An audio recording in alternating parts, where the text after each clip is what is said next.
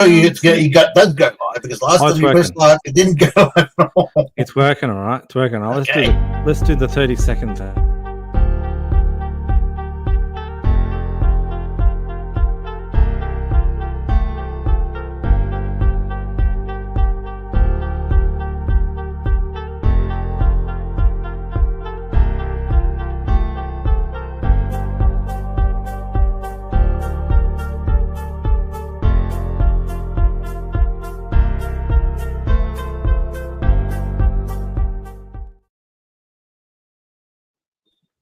Okay, everything's working just fine.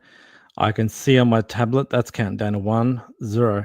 So there's a bit of a 4-second delay between my computer and my tablet. So I can see everything's working just fine. Welcome again to obviously My Mum Bakes Cakes. He's my regular guest, and of course I've got a fellow Aussie by the name of Piper, who Sacred hate the linkage between me and Piper. They think we're co-ops, but I mean, we've been quiet here and there, but we're certainly ganged up on them recently. So, welcome everyone. Welcome, Swala, and Happy New Year to you and Piper. Oh yes, did we not talk after New Year? I can't remember. Just to remind everybody. Fair enough. How many of you done Swala now? Roughly about a couple of really scratchy ones, probably about 6, I think. Most of the time probably haven't really topped above maybe 4 viewers live. But it seems to be about 20 views after it. So I mean it's climbing. It's climbing. Yeah, baby steps. Have you invited your Ironworks mate? Oh, dude, he'll be asleep. I talk with those guys at 5 o'clock in the afternoon to 5:30, and most of the time that's 1 a.m. for those boys. So it being 9 o'clock, it's going to be about 4 a.m. for them. Look, I mean, if he wants to come on my chat, he certainly can. But I mean, we certainly don't see eye to eye on a lot of things. And so it doesn't work out sometimes. But that's the thing, is the fact that I'm telling my truth to the best of my knowledge, and as far as I'm concerned, I'm pretty sure I'm pretty darn close. But they openly laugh in my face. So go figure. So I've got a special sound I want to crack, because this is probably the first time I've ever done something on a Friday, because I usually have to go and pick up my son on a night like tonight. But my first sound effect for this particular thing is this.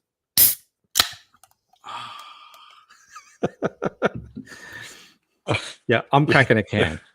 Was ours? Huh? Was ours? Was yours? Oh, I'll have to pipe one straight through to Adelaide, won't I? Yeah. Well, this is the first time I've actually had a Friday night off in months. What are you normally doing on a Friday night? I go up and pick up my son from school or something like that, and we're playing games or something Friday night. Yeah, but how late on a Friday night are you picking your son up? Oh, I'll pick him up in the afternoon, then I'll bring him home. We watch a couple of cartoons, play some games or whatever, and go to bed. So Friday night is a bit of a non-night for me. Yeah, okay, gotcha. Well, when he gets older, I might be able to do something different. But at the same time, I've got the new bub, and now she's going to start progressing through and taking up my Friday nights too. So one after the other, just blocking 20 years out of my partying life, I guess. So we'll see. Yeah. Well, I had to pause my Thursday night last night to pick my son up from the airport, because he flew in from Sydney.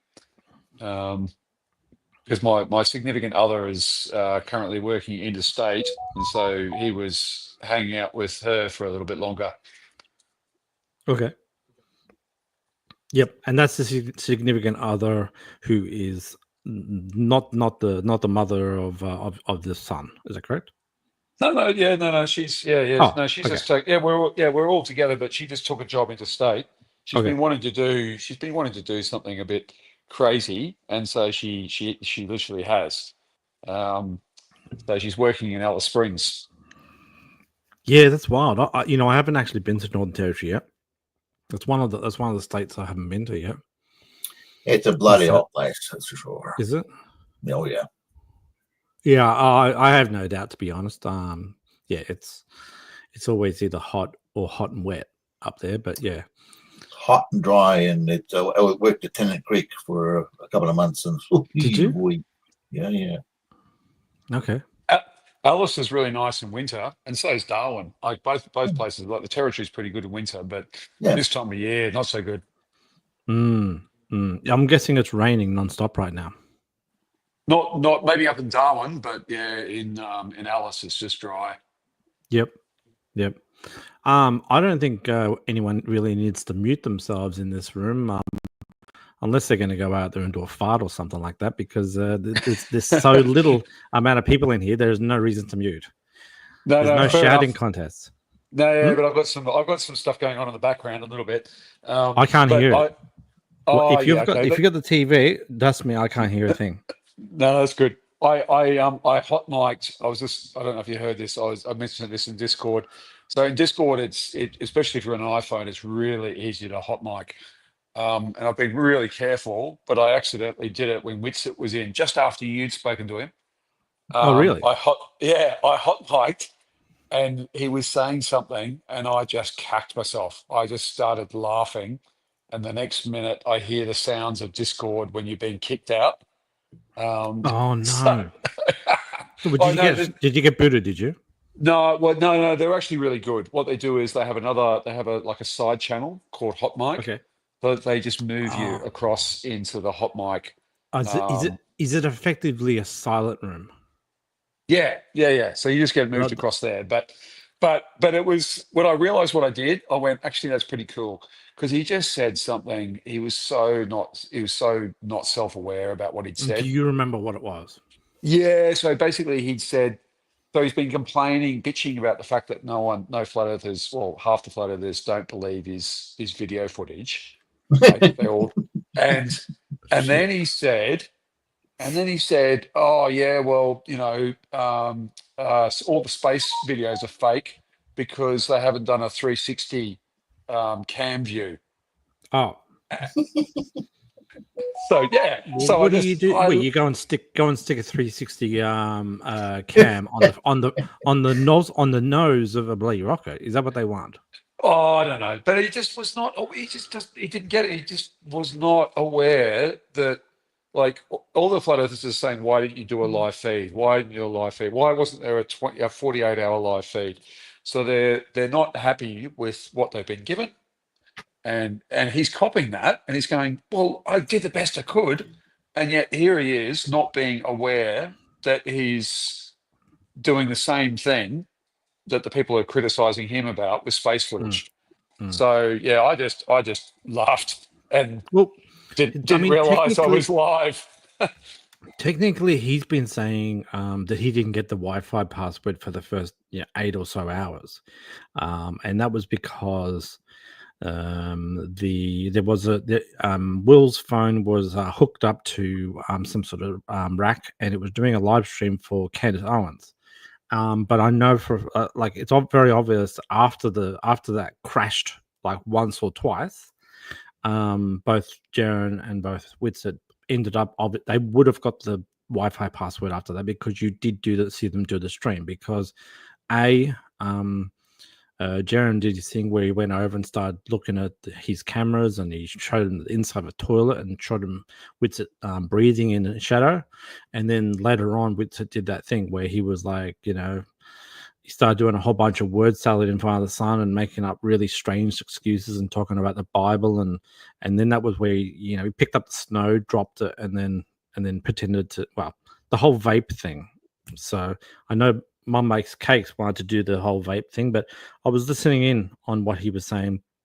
And look, I said to him in last night's thing, I 100% support his VapeGate sort of speech, because it's he must have obviously snuck the vape in, so he doesn't want to obviously let his wife know, right? I can kind of understand that to some degree. I did see him on the live stream. He did stick it into his pocket after he had a quick toke. And it did sort of look like he blew it away and then turned around. And then, but strangely enough, when he went up, he turned the screen back on and he did kind of go, like, I think he'd already blown away most of it, but he still kind of blew into the camera, which is a little bit iffy because, you blew one big puff there and one small one at the camera. So, but I don't think it was its intent to actually show a vapor. I think he was just, I don't know. I think it was just one big stuff up, really. Yep, I agree. What do you? So, do you have any extra input, Cakes? Well, again, this is the whole thing about the vape gate and any other things the flat earthers throw at us. I mean, if you remember Flatzoid saying they're not actually in Union Glacier, right? And then we've had 3 videos from Jaron, from Whitsett, from Dave, going out of the aircraft onto the snow, actually packed ice, and going into Union Glacier Camp. Right? So they actually went there. Yep. So this whole, I mean, who cares what they do in their own free time, whether they vape or smoke? It doesn't really make a hill of beans, because the whole point of them being there was to see whether or not the sun did its thing, which is 24 hours, right? Being a sky. Yep. That was the whole point. Now, so what you care, and they're just trying to. This is what flat earthers do. They discredit anybody who not only has been there, but has evidence of being there, and then they try to nitpick and do all this crazy stuff when they can't see the forest for the trees. It's insane.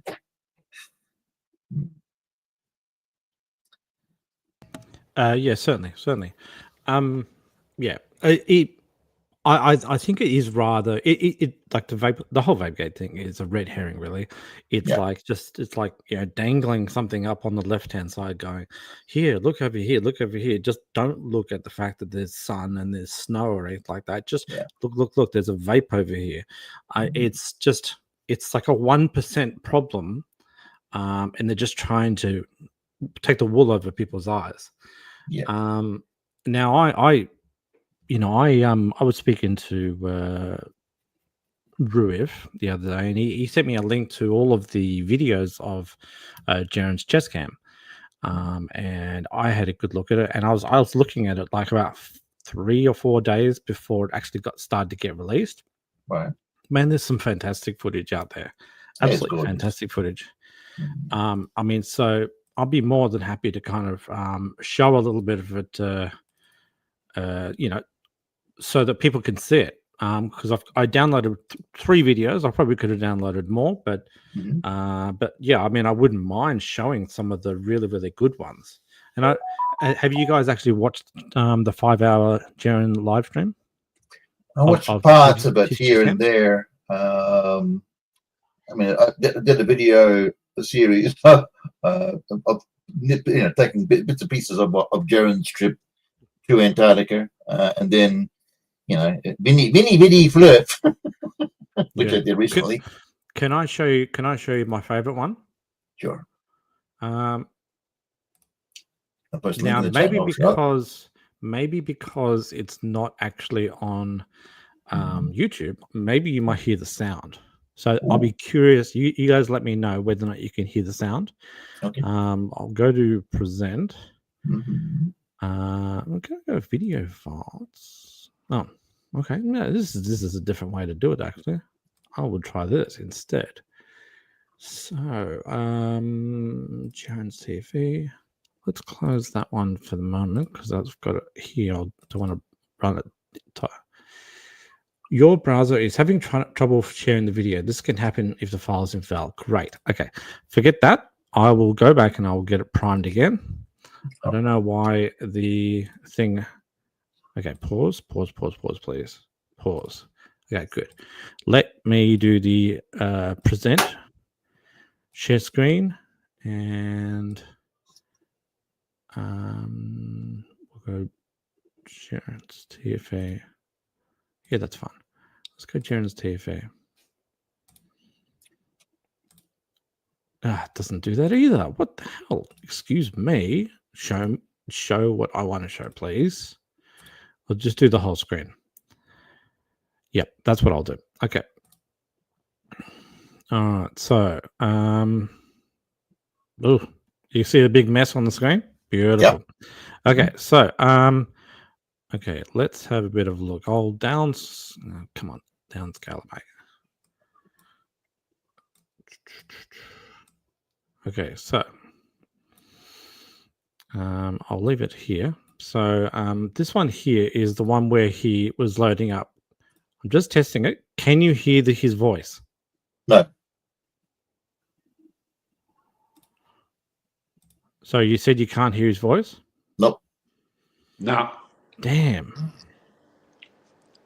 I don't get it. Yeah, whilst you're mucking around with that, in Earth Awakening's Discord, they thought Yes. it was a conspiracy because the aircraft had Iceland Air on the side of it. So they believe that, some people believe that he was flown to Iceland. Oh, yeah. No, trust me, I've already seen this before. I was trying to correct Vlad from Ironworks about this, and yes, it's no, you can go on and find a website about this where Iceland Air announces they're gonna work with ALE. So Research, buddy. This was the thing they don't do. yeah, it took like one. Okay, here we go.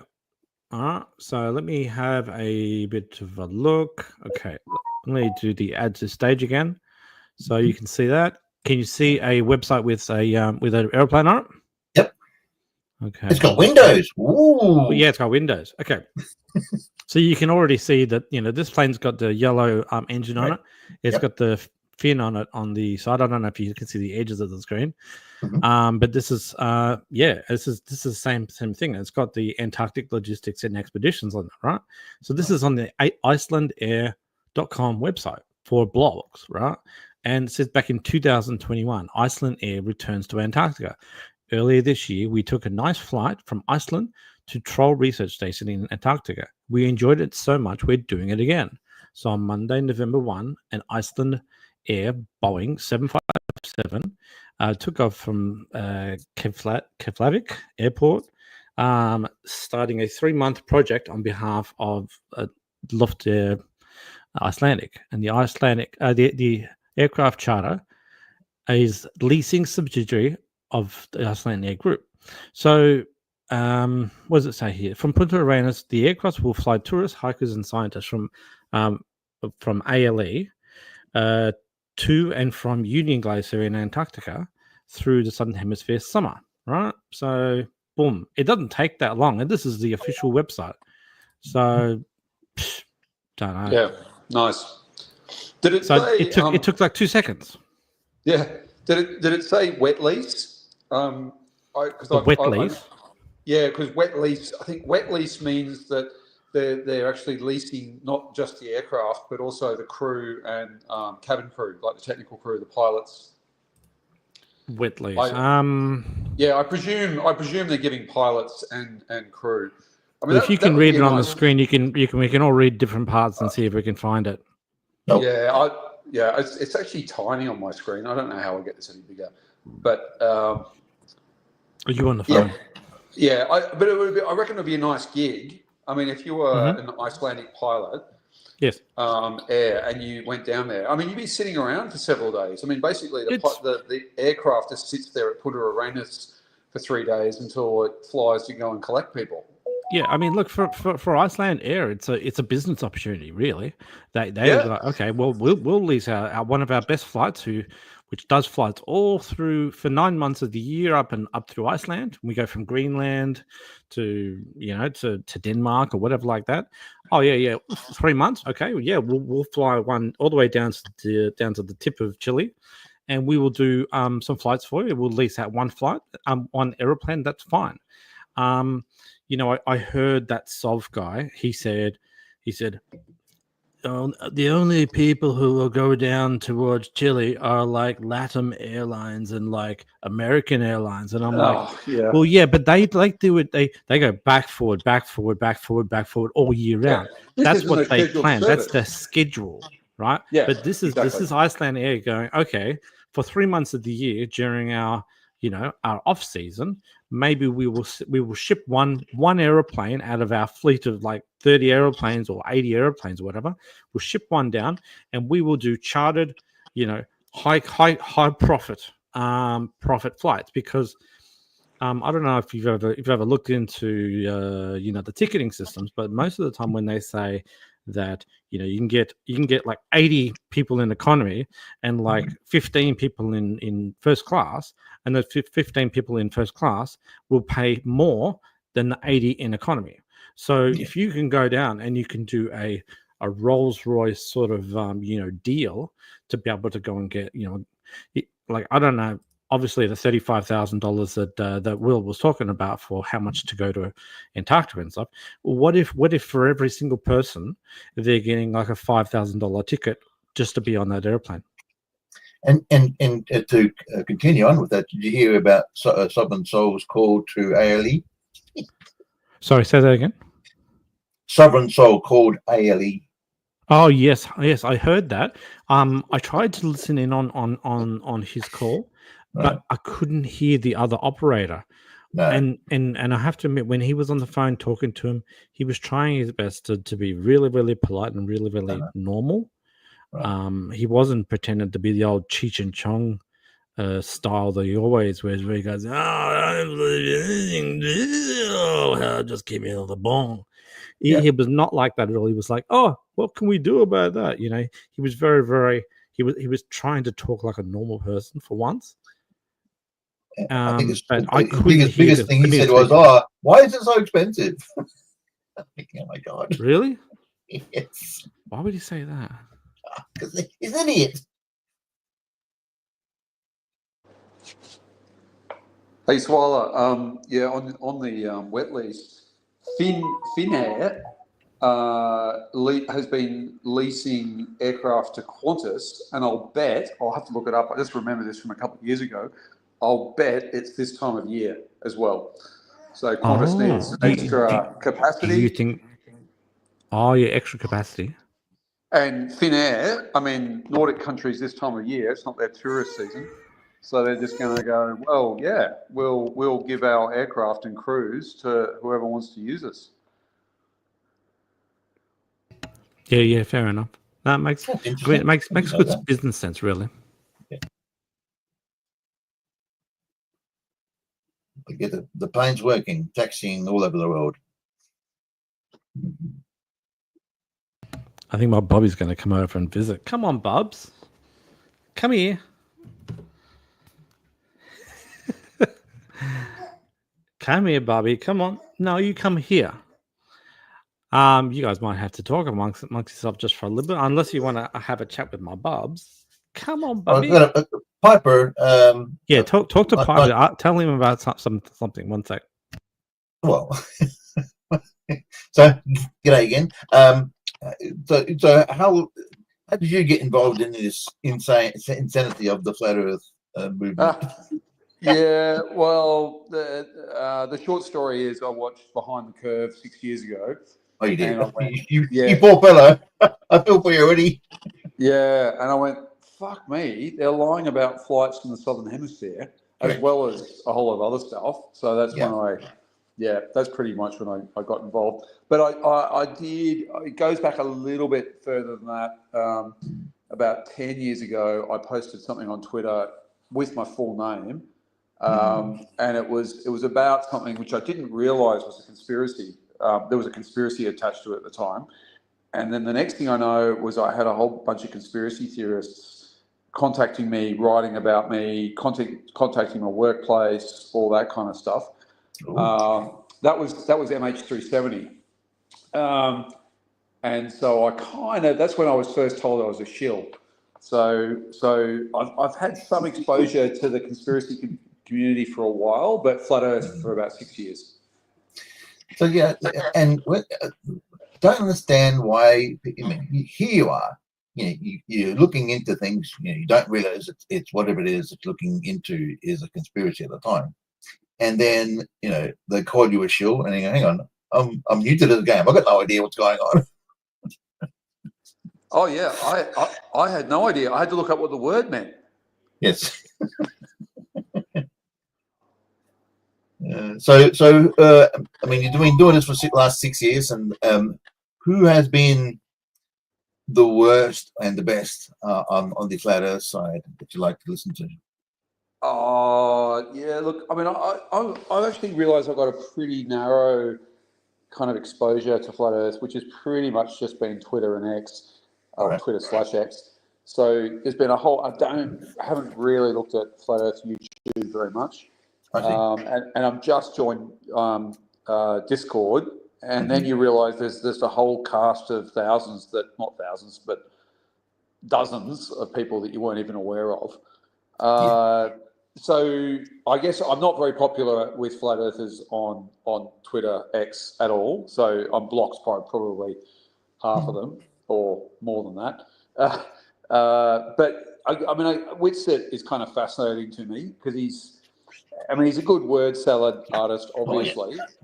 Yeah. But he struggles with the basic stuff. So like Swala, yeah, I've spoken to him a couple of times, and one time was after he'd been on a space for like 7 hours, so he was tired and he wasn't on his A game.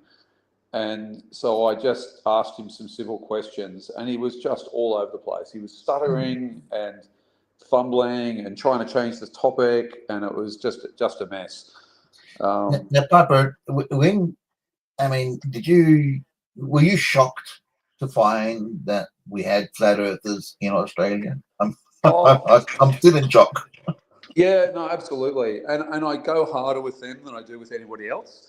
Yeah. So I've kind of mellowed out a bit. I think 6 years on, so I'm generally I generally go easy with a new Flat Earther that I come across. But if they're an Aussie, it just right from the get go, I go hard.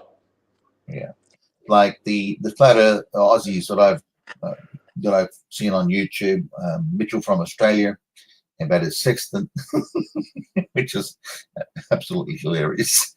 Scotty Storm, many people don't know him. No, I don't know.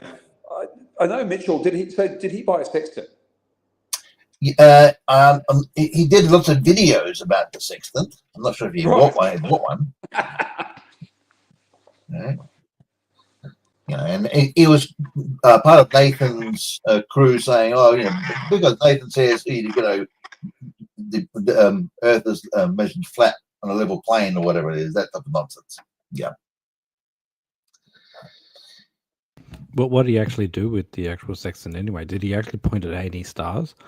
Does it come with a little booklet or not? Think, like every other Flat Earther, they'll find a topic like the Black Swan, or for in Mitchell's case, he thought he must have seen a video about the sextant and thought, there's proof that we live on a flat plane or a flat surface, without having done any research, without having done any actually purchasing a sextant or talking to any captains who use sextants. Right? Oh dear. Dunning-Kruger. Well, I'm quite happy to admit that I have not used the sextant yet, so I don't really know how to use it. I'm not But I'm sure I should be able to figure it out if I bought one. Yeah, of course. It's just not necessary for me in my day-to-day life. But like I think I might have said a couple of weeks ago, it would actually help for me to be able to maybe get to like sun height observations to some degree. Yeah. But yeah. It's good for, Tiny Captain. I was talking to Tiny Captain who was saying, he was just pissing himself laughing about the sextant videos that Mitchell was putting out. Oh dear. I think we need a few more people in. I can see Crypto Roast is jumped in, and I know that he apparently jumped in my he jumped in the backstage last night, Right. and was like, I never saw him. He must have jumped in, took a screenshot. I was doing my ending speeches, and then I hung up without realizing that he'd dropped into the backstage. So maybe he might come on. Who knows? Because I haven't yet spoken to him yet. We've got Golden Skeptic as well. Yeah, is that someone who you knew of and you sent my way? No, I just Okay. no.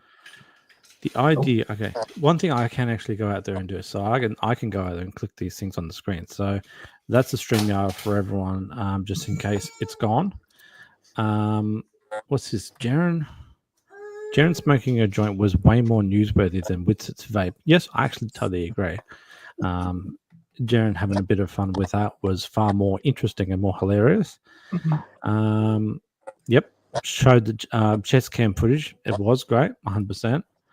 And of course, there is some hays. That's quite a few hays there. Okay, this is Golden Skeptic. The idea that Australia has flat earthers is ridiculous. Yes. Just like flat earth Aussie G's. Never heard of it. Oh, yeah. Roscoe. And okay, so this is Crypto Rose. You see, got someone servicing my boiler at the moment. Not a euphemism. Sorry, I'll try to jump on the stream about 20 minutes. Oh, good, great. Okay. One second. Servicing your boiler. Yeah, that does sound a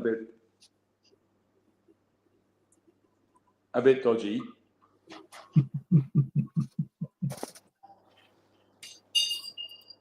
So I got a comment on one of my videos saying, "Oh, why do they leave no footprints in the snow in regards to the 24-hour sun and when they were in Antarctica?" I'm thinking, do these people actually look at the videos that they're trying to complain about?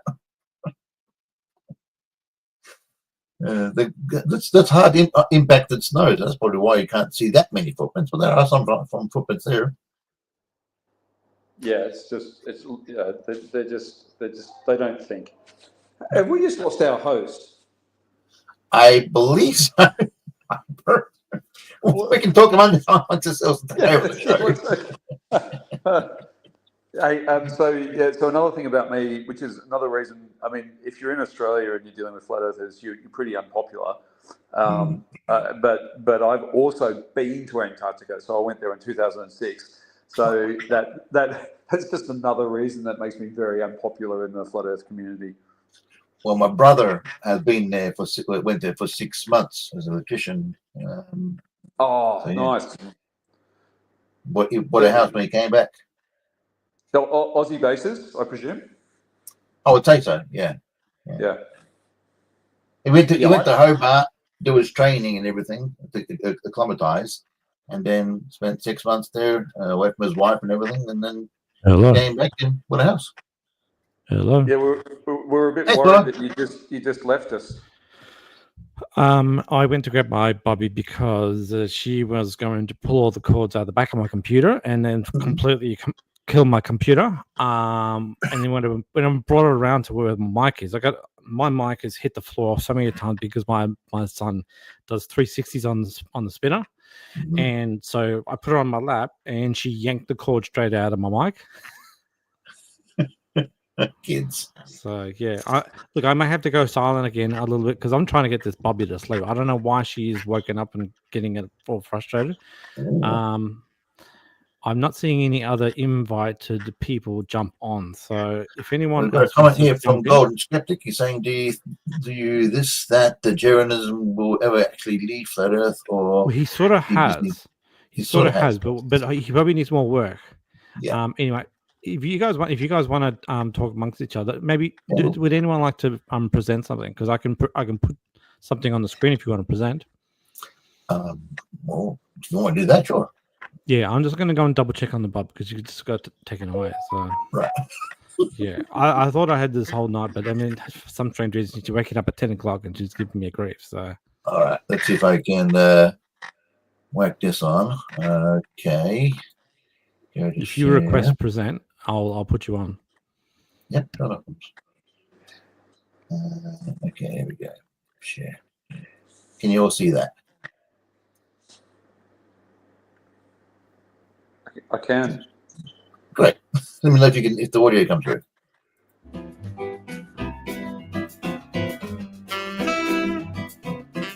All right, guys. We have to put to rest right here because I'm sick of hearing it, and I'm sure everybody else is sick of hearing it too. Because the number one thing that I always get is, "Oh, provide me proof. Oh, send me evidence. Oh, you got nothing." Well, the moment you're crouching down inside a fighting yes, they can't see you, they can't get you. Of course, they can still hear you. You know what I mean? The reason why we got nothing is because we're not lazy, and we're not going to send you anything so you can sit there and say, "Oh, that's fake. Oh, no, that's not real." Da da da da da. Why, these men are morons. Yeah, but we're organized. Amalgamated Association Morons, Local 6 and 7/8. We are morons, tried and true, and we'll do our yell for you. So why would we waste our time on people who don't want to read or research for themselves? Because you know what? I didn't just start believing stuff. I actually had to sit down and read and research and read sometimes the same things 10 times over. A flat earther that can read. Oh my gosh. Because I had a hard time trying to understand what was going on.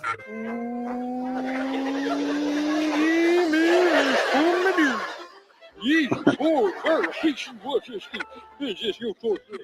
isn't like something that you're going to go on Google in 2 seconds and find an answer. All right, because all you're going to find is fact checker. So then you're going to try to throw a fact checker in my face, like you're going to throw Snopes in my face. I'm just like,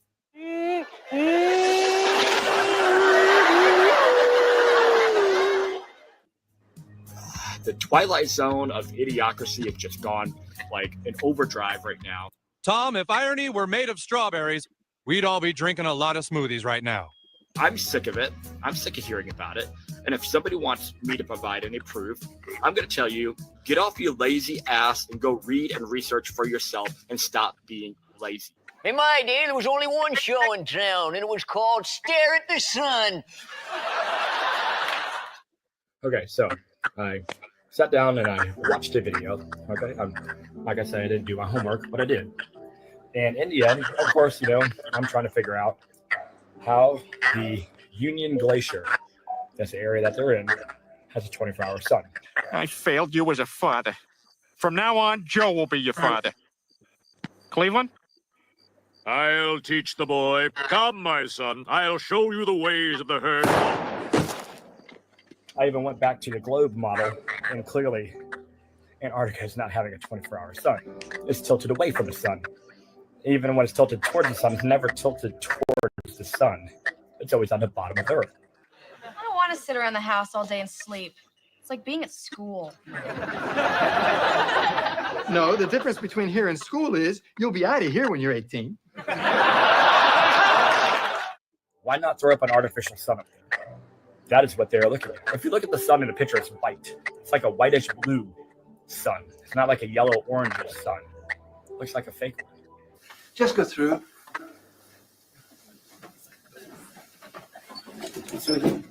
That's the one, yeah.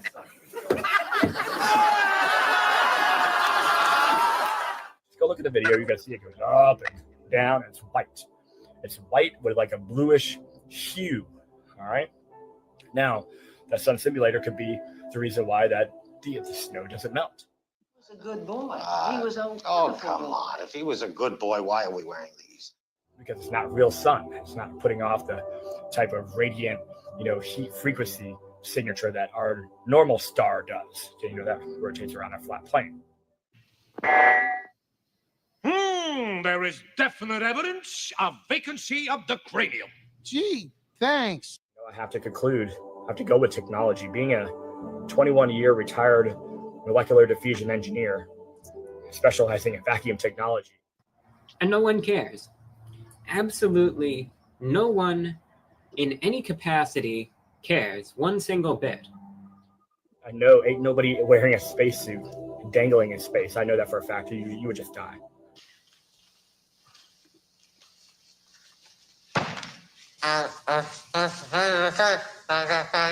Yes! Yes, it's true! I There we go. Is that your vid? No, that was Everett Adamson. I'm subscribed to him. He does excellent short videos. Yeah, nice. Yeah. And sorry, who was the dude who was talking most of the time? Some flat earther. I mean, I don't know. He highlights quite a few flat earthers on his channel. He does it so well. Yeah. So if you haven't subscribed to Everett Anderson, please go and do so. His videos are really comical. I'm slightly fearful about actually subscribing to more channels and joining more forums in which flat earthers discuss, because I don't want it to consume my life. But, I mean, I'm not subscribed to any flat earth channels, and I don't. I mean, I have a Discord, but I don't even hardly ever go there. I mean, I watch a few flat earth videos every now and then when I'm need a bit of a laugh. It's so stupid. Oh yeah. No, I hear you. Yeah. MC Toon, but I don't go into no. I mean, apart from Jaron and Lindsay Harris, some of my first videos were on Lindsay Harris. Is Lindsay is he the Kiwi guy? Yeah, he is. Oh, he is a nutter. Oh yeah, absolutely. He is. Yeah, they've got evidence. Yeah, we've been asked. We show them evidence all the time, Crypto Roast, and they show us their evidence of the globe every time they do a video. So, it's funny. Yes, we mentioned about Jesus, or not, I mean Roscoe, Aussie Jesus, or Iron Horse now it's called, or whatever his name is now. He is completely off the reservation, that one.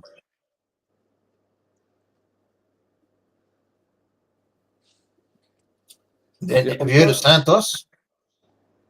Yeah, yes, I have. Yeah. He's an Aussie too, apparently. Yeah, I know. I guess if you're an Aussie and you're a flat earther, or a Kiwi, you're gonna be like way out there. You're gonna be just totally nuts. Well, we can't see a Polaris from where we are, Melbourne, Adelaide, Perth. I can't see it. I point this out to them. I ask flat earthers very simple questions, like where does the sun go at night? They can never give me an answer. I watched hundreds of sunsets. I live near the beach, and they go, "Oh, how does that work in a flat Earth?" They've got no answers. Yeah. So this TFE has been giving a lot of fun experiments, giving a lot of content to a lot of the globe earthers, but also to the flat Earth side as well, because they're tearing it apart, trying to find straw man, glitches, green screen. I mean, what Flatzoid said, he's wearing green screen glasses. What are you talking about? Yeah, and I think I made a comment on X a couple of days ago. Like they're also, I mean, they split right down the middle. They've split into the two factions: the ones that believe it was faked and the ones that don't. Right. And they're fighting with each other. But even when that's not being discussed, they're also fighting with each other because they all thought they had this community that was really tight, and they all knew stuff that other people didn't. They were in on the secret, and their community is not. There's not much glue there. It's all based on, as I said, it's based on fear and misinformation and misunderstandings. So they only need the smallest spark of something to make them all go at each other. Well, I've noticed that, like after the first 3 years into the flat Earth, thing. If someone goes off the rails, they'll send their attack dogs after them, like Rampy, Reze, and a few others.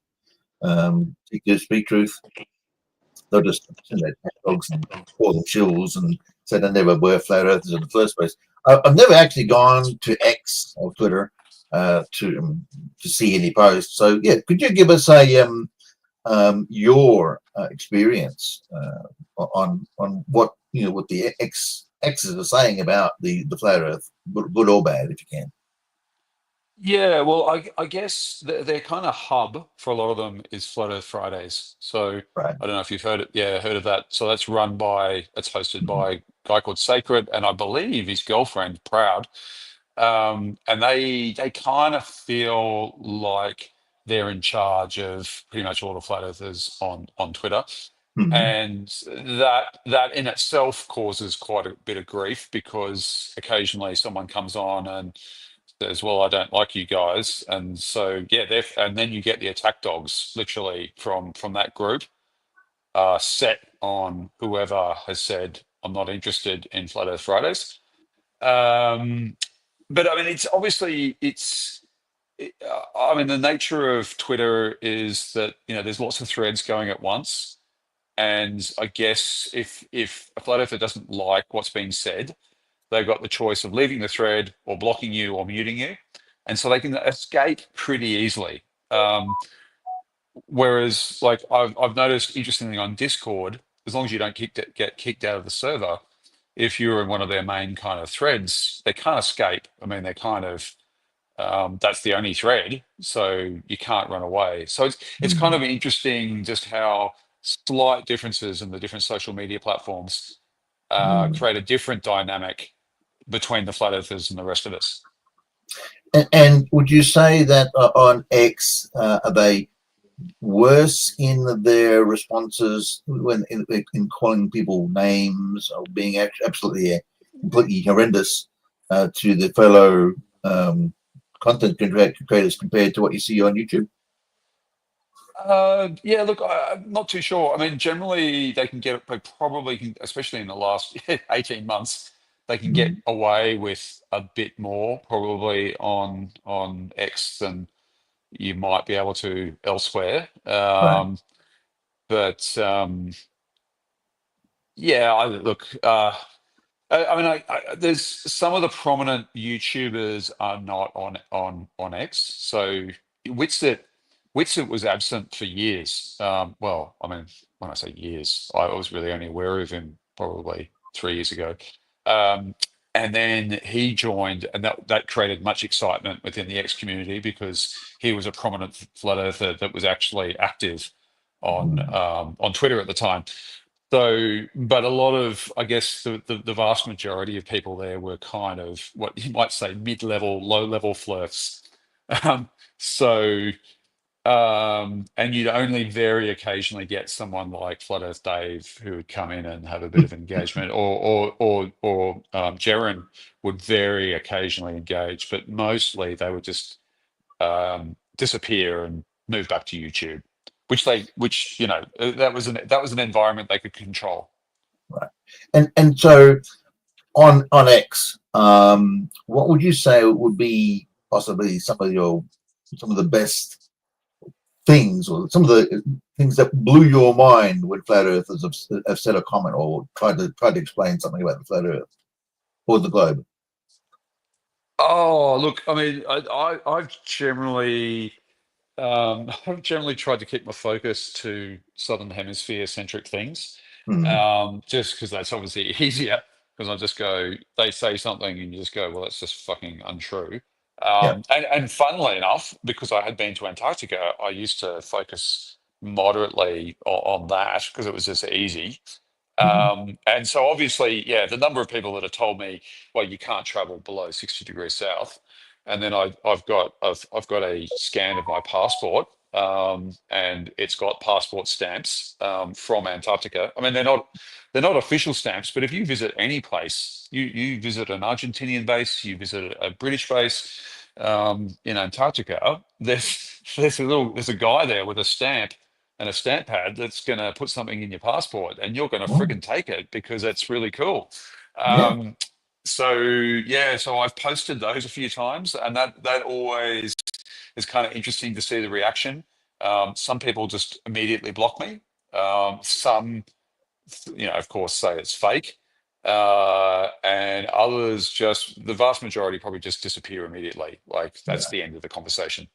Yeah, and that's the thing with flat earthers is if you nail them down to get them trying to answer a specific question, they're like oily pigs. They'll try and scream and get out of the situation so fast.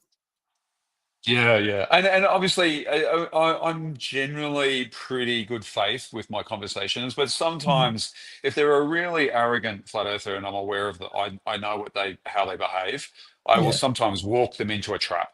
Especially with something like Antarctica or just generally anything to do with the Southern Hemisphere. Like I'll ask them some kind of, easy questions, lead them in a particular direction, and then just expose them as just being idiots or liars, depending on what it is. But if they are, if they're fairly new and they're not pushing it hard, they're asking genuine questions, I'll be helpful. I will give them as much time as I possibly can to help them. Not that I think I've probably helped many. Like when people have commented on some of my comments, flat earthers or whatever, I give them links to places like the Skylab that crashed in Australia in the middle of the desert. I know it's some town near Western Australia, and other things in regards to Australia, because I've travelled from east to west, from Brisbane to Perth. So I know how long it is. It's a bloody long drive, that's for sure.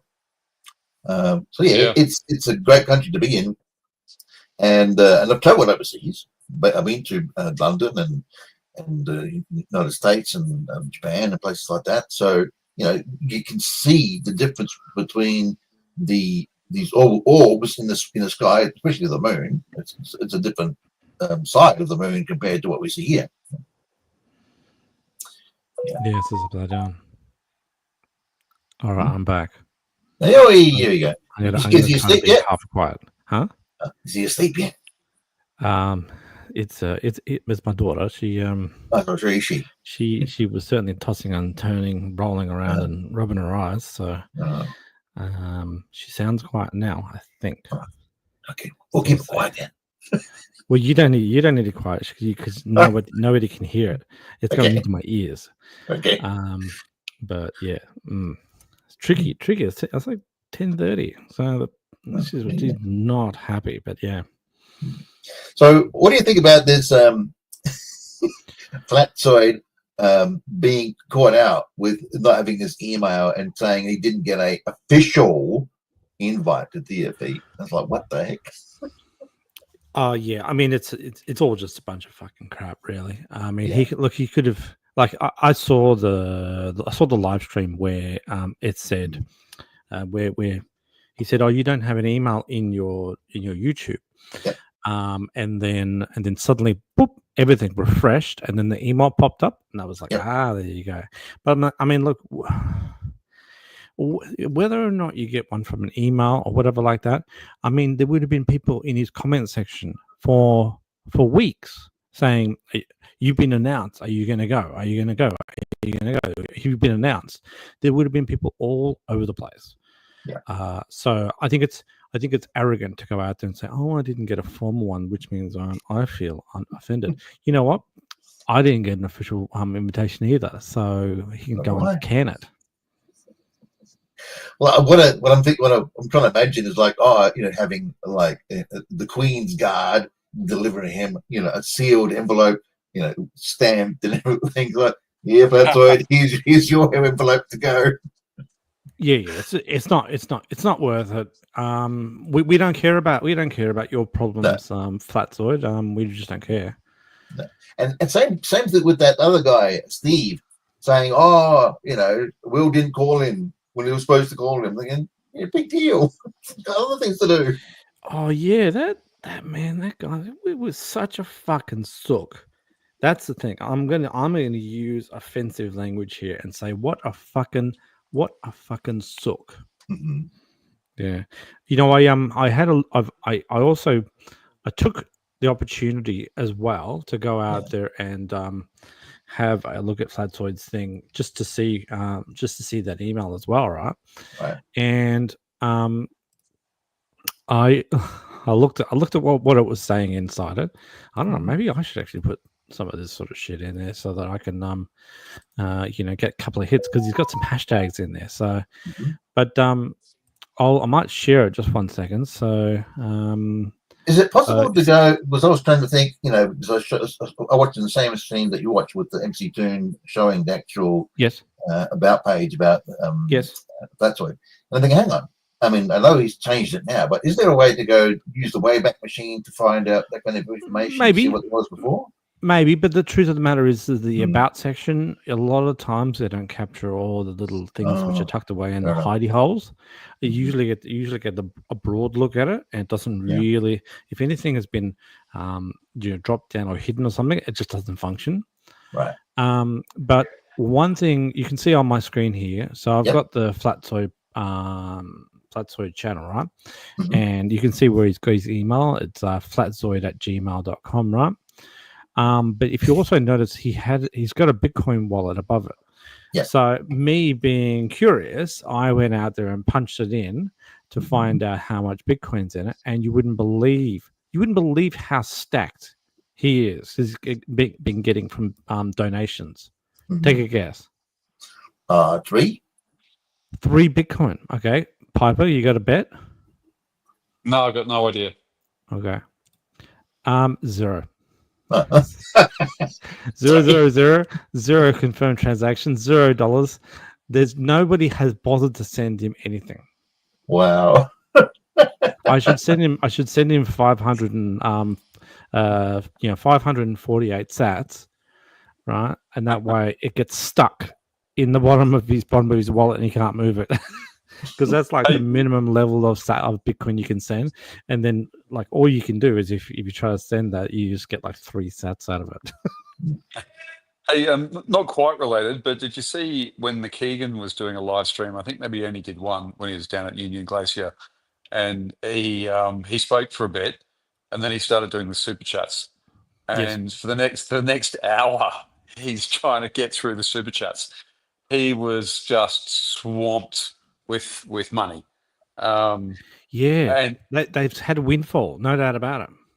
Well, but I don't know that all of them, when I looked at some of the others, they weren't getting nearly the same level of super chats. I went back and had a look at one of Jaren's ones where he was walking around the ice, and he had 3 $99 super chats in a row. Oh, okay, fair enough. That's pretty substantial. That's not bad. I think most people will send like $2 and $5. 3 times 99 is pretty darn fucking good. Yeah. So, and I mean, the 10-hour one that the other night where he ranted for 10 hours, he had some sort of thing where all the money was stacking up to be able to find out if Eric Dubay was a shill or something like that, and he hit over like 750,000 US in donations just in super chats. That's gonna in America that's gonna pay for a good dinner and pay some bills off. So that's for sure. Yeah. I don't know how much you get out of the super chats. I mean, I know that our YouTube obviously wrenches heaps of money out of people's wallets when they do that. But I mean, still, that's a fair chunk. Well, I mean, like FDFT when he started his channel, he wasn't monetized. Many of the MC Toon wasn't monetized at the time. They all started doing content, and then it became popular, and they go over 1,000. I think once you do get over 1,000 subscribers, you can become monetized and start getting super chats, and this is where they start making money. Yeah, the barrier is lower just a bit, down 500 now. Okay. But I think you still need to get this certain amount of hours watched. So if anyone happens to know about 410 people they could send my way, that'd be fantastic. Because I'm sort of stuck on about 92. It has been all right. In the last couple of weeks.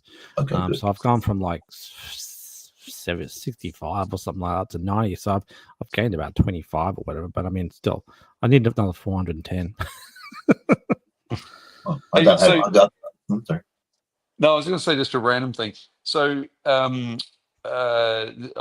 start with a short story. So when I went to Antarctica, it was a 3-week trip, and I reckon the best part of it was not Antarctica. So because we went to a couple of other places, we went to the Falkland Islands in South Georgia and Elephant Islands, and anyway, they were awesome. And what I found for me with the final experiment was the best part of it was before they even got there.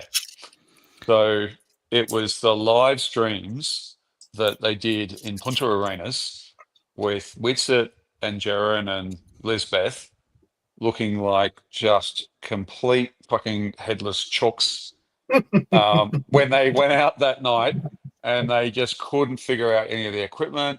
They just had it was Jaron, I think, realizing that he was fucked, because he could see the glow, the twilight glow directly south. And just listening to them, like Jaron was just in panic almost, and Whitsett was just clueless. I mean, it was, in my view, it was probably one of the best parts of the entire thing. I totally agree. Thing I remember that I remember how like they were saying, oh, supposedly the sun is going to go and rise over there. I went, no way, man. How's that going to happen? I don't know, man. I don't know. And like, it was like, guys, welcome to the Southern Hemisphere. I mean, how many times did you see me up on stage in bloody in sacred spaces, right? Yeah. Saying, how many of you people have ever gone below the equator?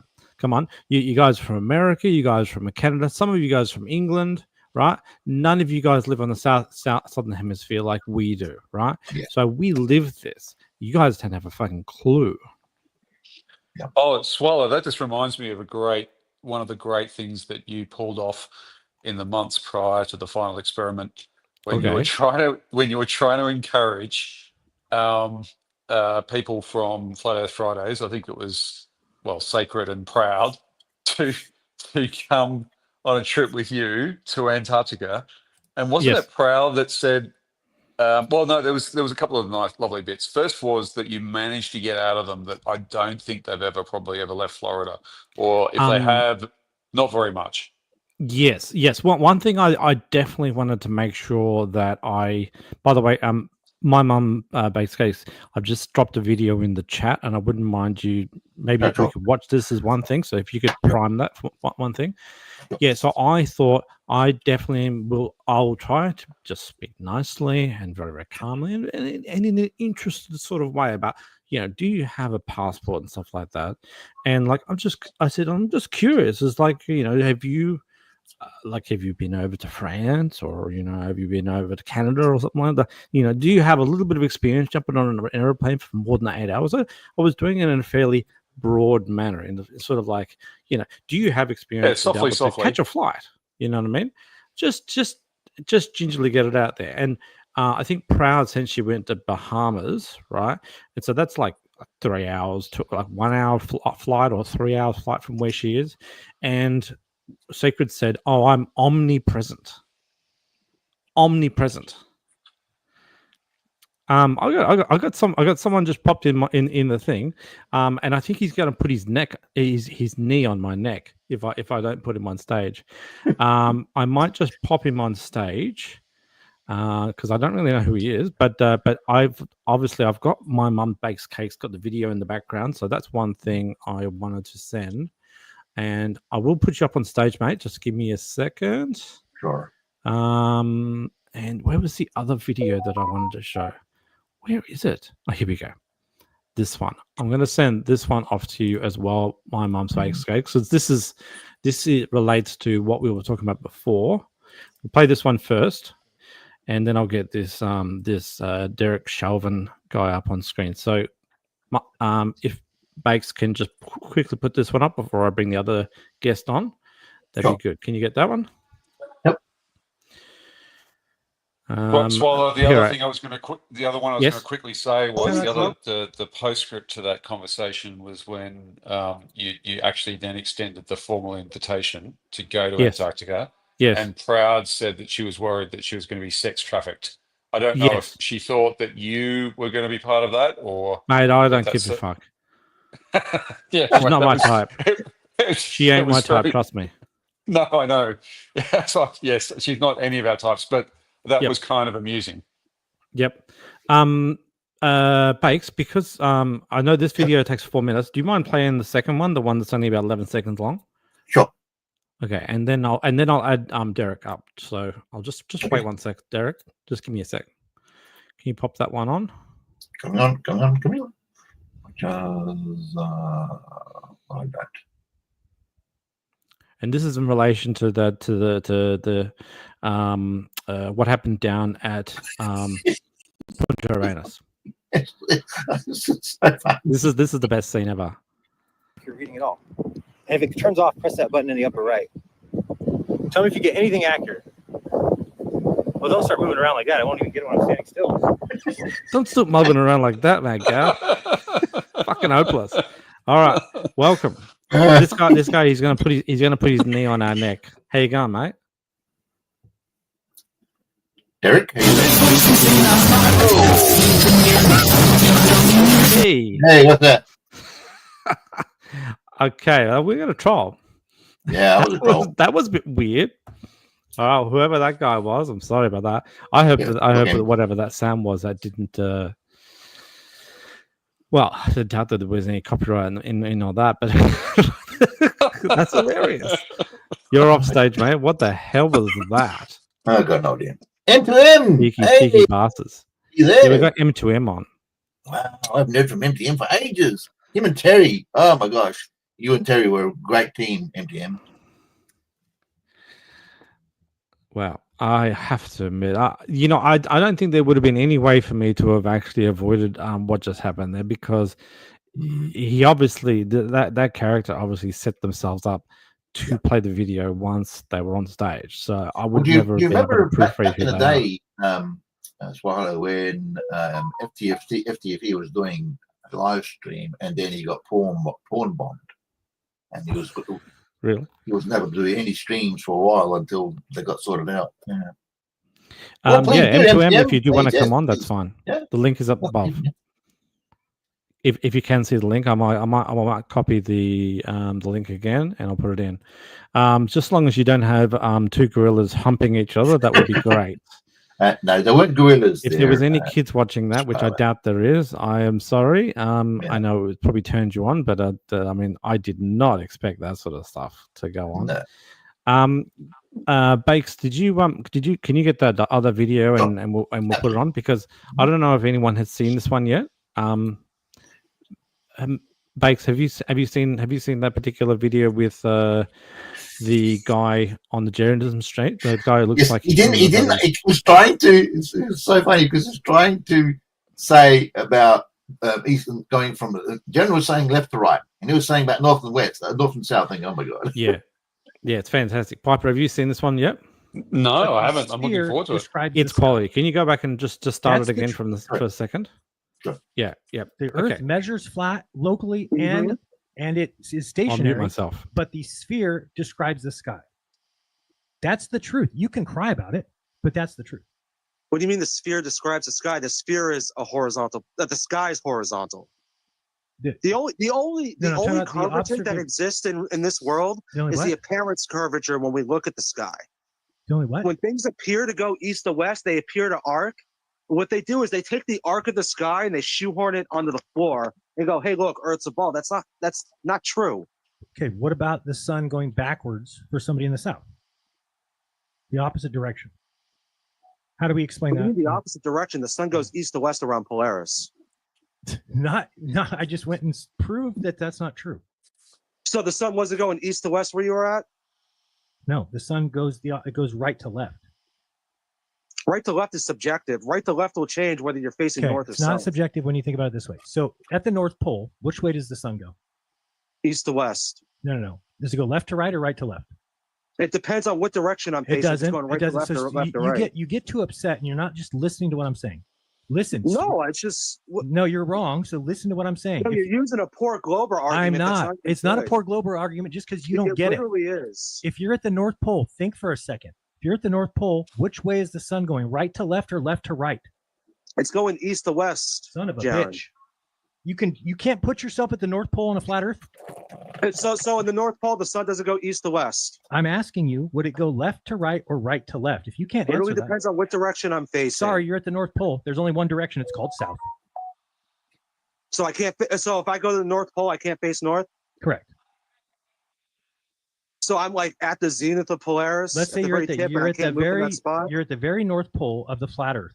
Which way does the sun go? Right to left or Has left to anyone right? been there? Holy Because shit. that's the other thing too. Like people only want to talk about the I gotta South let Pole. you go. didn't I gotta let you tip go. on the You North guys are Pole you either. guys are intellectually dishonest. I'm being intellectually dishonest, and you can admit that the sun goes east to west. I'm asking you. Okay, so I know that it goes east to west, but I also know that that is a certain direction from the North Pole. It can't be right to left. That would be impossible. So it I means never said right to left. You did. no, because you won't answer my question. If you're at the North Pole, the sun goes left to right every day, every time, every year, no matter what. It can't go right to left. Do you understand that? So if I'm at the North Pole and I'm facing north, the sun's going right to left. But what if I turn south? No, You no, say the if I turn sun, the south, I'll sun never be able to never, look at the the sun. hold on, the sun never goes right to left. So I didn't say that. If you're at the North Pole, the sun goes left to right. No matter which way you look, no matter which way you look, the sun is moving left to right. That's the orbit that it goes left to right, right? Think of a Yeah, flat my Earth. phone's at 1% too. So if Okay. I cut out, it's Sure. my phone's literally at 1%. Think of a flat Earth, though. We know that the sun goes clockwise around it. So if you stand in the middle of that clockwise rotation, then the sun is always going left to right. Okay. There's a problem. Clockwise is subjective based on if you're facing north or south. If you're facing, if you have 3 cameras set up in your yard, you got one facing north, one facing south, and one in the middle, you will get clockwise and counterclockwise star rotation. I mean, for me, it's just bothersome that I'm making a point that you can't even grasp the point. You're just skipping right over it into some nonsense where I'm just making a simple point. If you're standing at the North Pole, it is objective that the sun must go left to right. You can turn any direction you want. The sun goes left to right. So you're getting So confused. if I'm sitting at the North Pole and I'm looking south, the sun's going to go left to right. left to right. But then if I face north, the sun's going to go right to left. There is no facing north. You're at the North Pole. Every direction is south. So you can't The face pole- north at the North Pole is what you're telling me. We're Oh my north God. Like, you know, but yeah, but if I was facing south, would I have to be looking at my feet?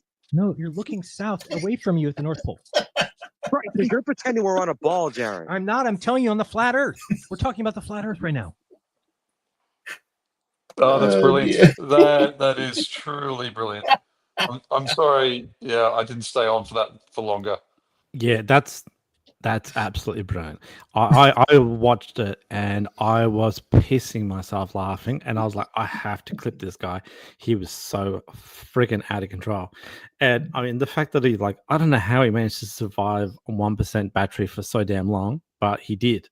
But I got to admit, there's another guy at the very, very tail end of that video, which I haven't clipped yet. And the guy literally says, Jaron, trust me, the people in power took control of you when you left the airplane and teleported you to a set, and that's where you perform the rest of your thing. And he says, all right, sure. And he says, trust me, the people in power have control of your webcam and stuff like that. And it says, oh, wow. The whole thing is a fucking mess. Hey, Swallow, are those clips on your channel? Yes. Yeah, awesome. Thanks. I always clip the best. I clip the best stuff. Hey, Professor Phil Bell, you can come in too if you wish. NTM, welcome. Long time no here. Hey, how's it going, everybody? Swallow, my mum, Piper, sorry. Beg your pardon. Yeah, g'day. I have another person in the background, but I don't 100% know if I should bring it in because this person now is called Johnny Knoxville and it's got a clown face on it. Something tells me this is probably the same damn character that put that gorilla having sex on before. Okay, Johnny Knoxville, if you're serious, put a comment into the speech and do not just simply just jump on stage. Put a comment in the thing. Let's see what you've got. Because if you're just some troll who's going to come on and put some gorillas having sex, then that's not right. Anyway, M2M, g'day. I'm happy to have you on my channel. It's hey, nice I'm to meet you. hoping to really grow this and get some Aussies talking down under. I know on Discord everyone's talking and stuff, but I want to get some people up in and talking amongst munchies on. Yeah, I couldn't resist it. I saw Piper here and my mum as well. Particularly, I know them. I've been around them for a while, and I think I've seen your channel as well. I think somewhere, and I've seen you online as well. I think somewhere. I mean, I'm also in half of the the comment threads as well. So you probably would have seen me in tunes thing and all that sort of stuff. So Yeah. I'm in there. I sent a couple of weird ass chats here and there and stuff like that.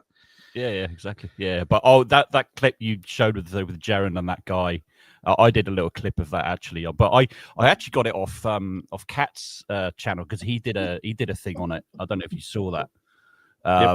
Yeah, so I actually clipped it from that, and it's the bit where what were they talking about? Is I can't remember now.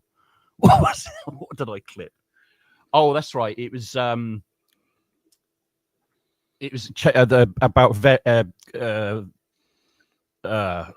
was it the sorry, my mind's just gone blank. I've not long woken up. Actually, had a really late night last night. My brain's just gone. While you're trying to think about that, MTN, we've got Crypto Roast, and I think we've hit the most today as well. We've got 5 people in the chat. I know, it's fantastic. It's fantastic. Wow. I've still got this Johnny Knoxville in the background, and he hasn't written anything in the comments. If you don't write anything in the comments, I'm booting you, because from whatever that happened before, I ain't taking second chances here at all. Oh, my brain's just switched on that. So independent the bit about independent variable. Johnny Knoxville says it was 2 black men, not 2 gorillas. I'm sorry, it looked like 2 gorillas to me. No, it wasn't. And does anyone know Lucas Thompson? I think I saw it. I think it was 2 people in gimp suits. To be honest. So, yeah. I'm seeing some people I do not recognize at all. Who is Lucas Thompson? Does anyone know Lucas Thompson? No. Swallow, how have you attracted all these people? I don't know. I mean, realistically, it's been very, very quiet for quite a while until you told everyone to come on my stream tonight.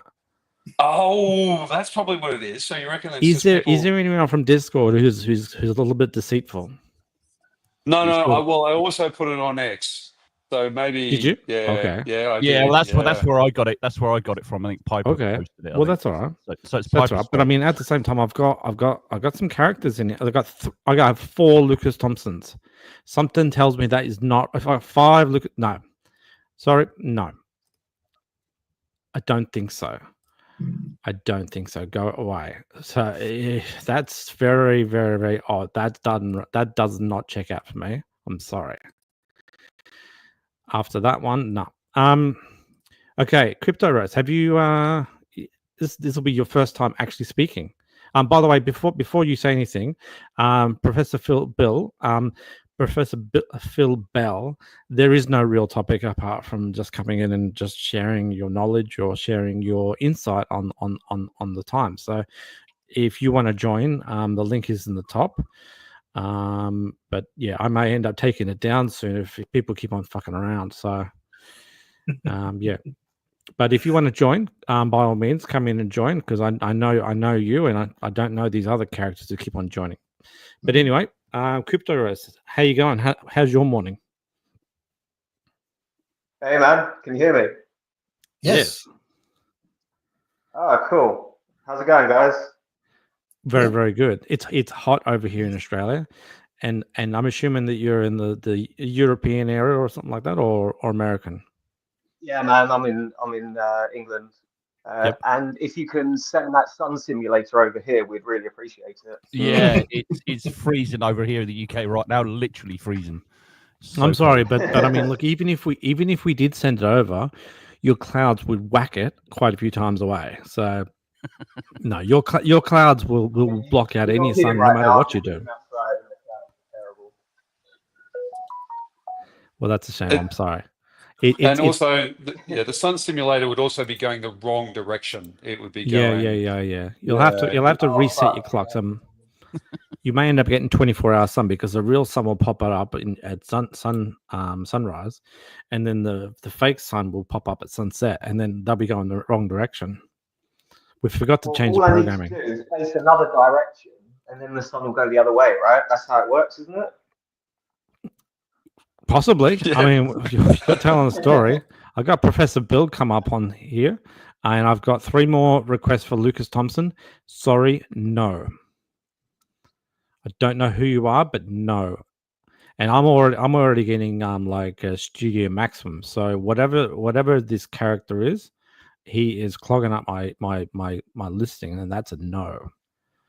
Goodbye. Just testing the audio. I might ban from Studio because I don't know what the hell is going on. No, I don't know about that. All right, Professor Bill. Hey, how you going? Well, Bill. Can you hear me? Yes. Oh, perfect. Hey, Phil. Okay. A long time no here. Yeah. Good to see you guys. Hey, Phil, how's it going? I thought, it's one of the things that I wanted to talk to you about was this idea that all of the fluffs are saying something like, we have no model. We don't claim to have a model. Right. Yes. I disagree with that. I've heard it. Yeah, we've got a model which has been fine for well over a century. Well, we have, but I'm thinking about the fluffs. You see, I want to help them. I want to help them put together the model that they actually claim to have. And it goes like this. See, one of the things that that's going around at the moment, because for lack of anything else, they're saying Earth measures flat. Yeah.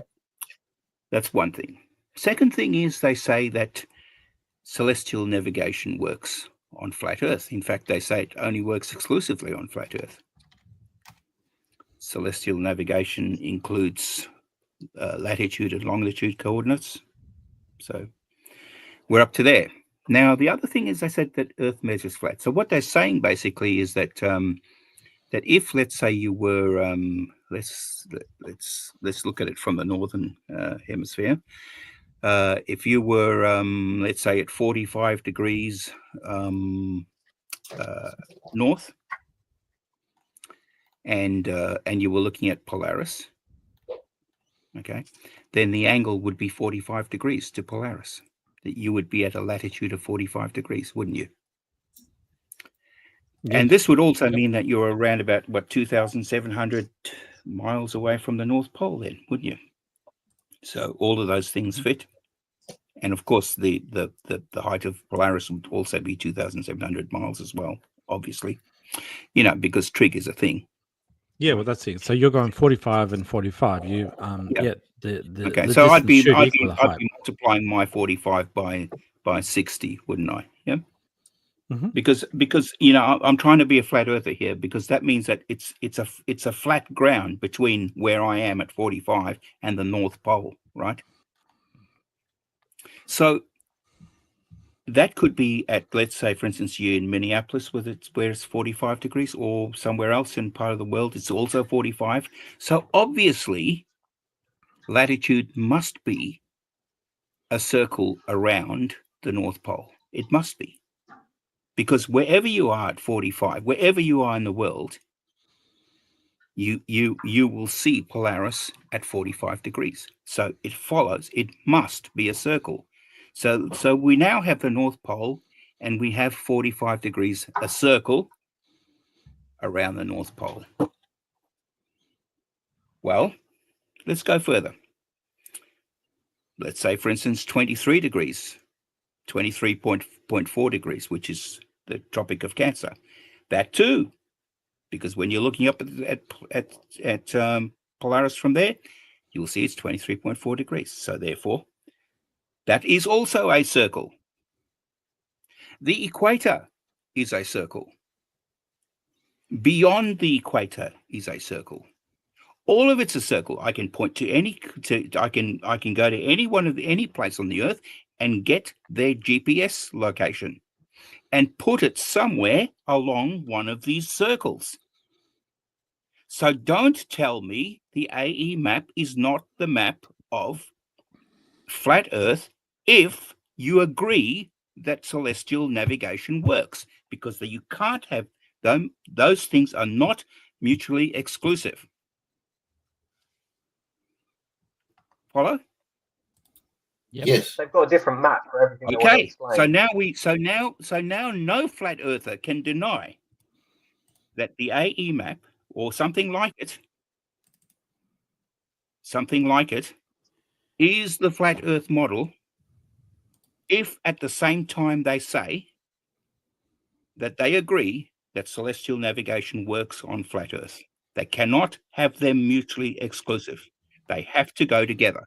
If you say one, you claim the other. If you claim one, you claim the other. So if you say celestial navigation works, then the only possible way is concentric circles around the North Pole.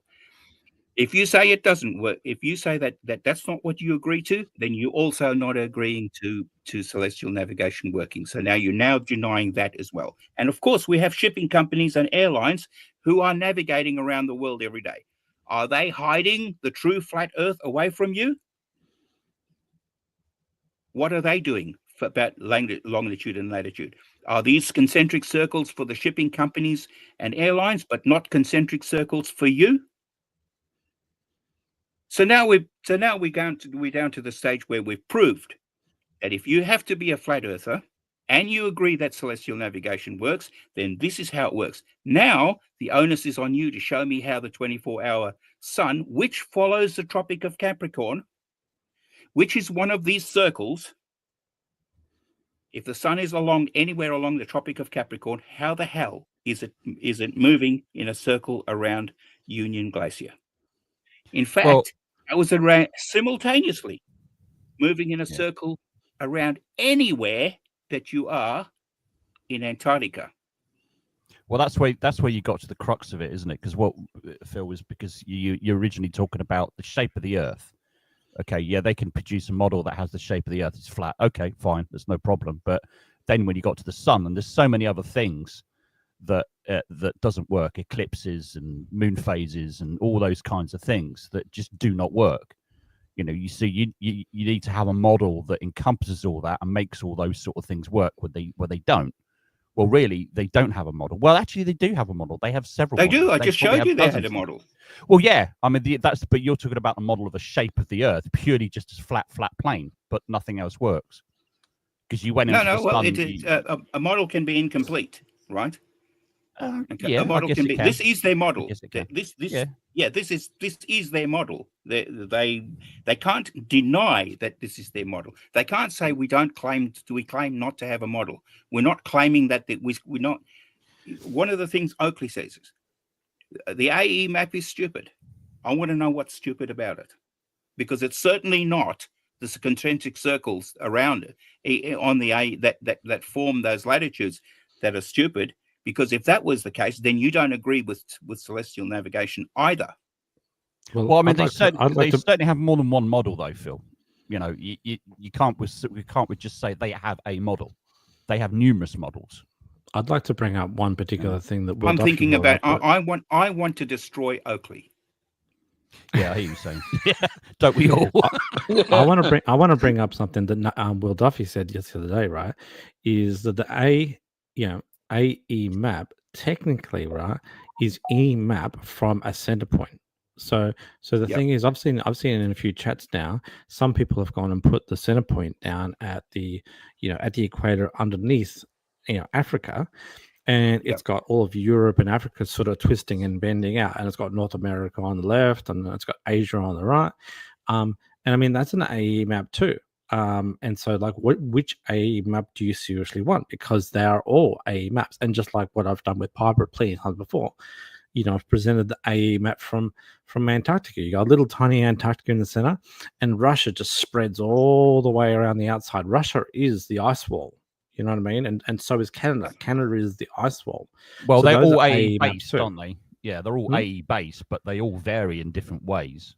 Yes, but essentially the AE map is any particular map which is center point. It has a center point and everything spread around it. Sure. So Yeah. so this the when they keep on refreshing the that really old dirty map that they've got, that's only one version of an AE map. You can do it from 360 times 360 variations. So I don't know what the maths on that is, but it's probably like 32,000 variations of the AE map.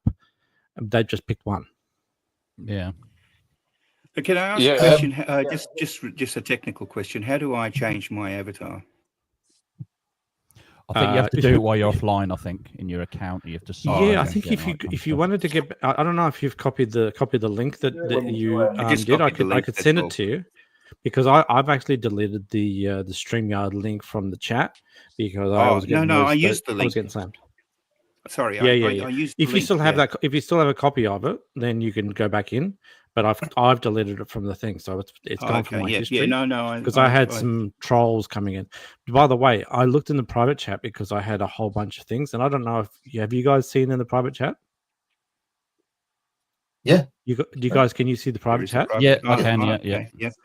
Yeah, this Johnny Knoxville / Lucas Thompson, right? Yeah, that's all that nonsense. Yeah, there's a lot of nonsense in here. It's like, feed us, daddy, daddy, daddy, daddy, and then like the N word, and then the F word, N word, N word, N word. Whoever that person was, who is that child? I'm never letting that person back in again. That was shocking. But Professor Bill, sorry, go ahead. I had a question for you, Professor Bill, if I may. Yep. So a lot of the flat earthers tell us, we also know that the equator moves at 1,000 miles per hour approximately, correct? Yep. Yeah, that's the tangential speed, yeah.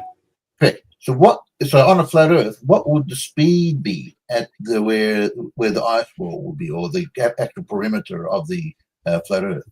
What would that speed That would have to be about, just off the top of my head, about 2,800 kilometers per hour. Wow.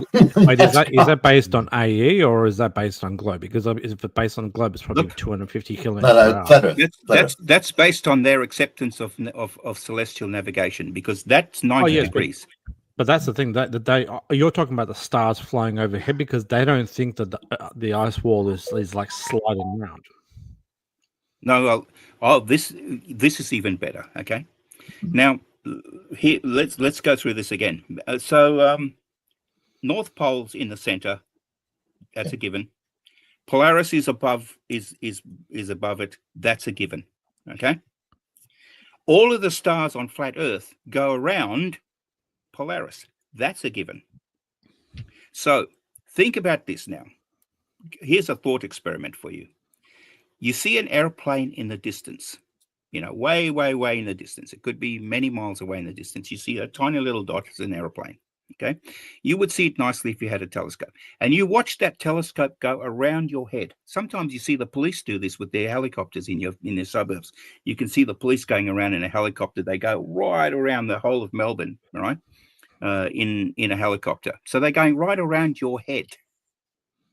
Well, the stars are going around your head if you're in flat Earth, aren't they? Yes. So when I look at the police helicopter in the distance, I can see it going horizontally. It doesn't go in a circle up and down from the ground up to up and then round again in a circle, like circular stars. It goes horizontally across my field of view because I'm looking at the distance going around my head. So why are we accommodating those fools at all about whether or not the stars are moving in this direction or that direction? The question should be, are they moving horizontally or are they moving in circles? Because I don't care which way they move in the circles. If they're in a circle, they're not on a flat Earth. To be on a flat Earth, they have to move horizontally. Yeah. Yeah, I've tried to tell this a few times. I call it the umbrella theory, because if you've got Polaris 90 degrees on top, you've only got 90 degrees to the left and you've got 90 degrees to the right. It's not physically possible to have the bottom two 90s because things like Rigel, the Southern Cross, are not physically possible to exist on a flat Earth model at all. So how those stars even exist, they should just forget about. They should consider them a black space.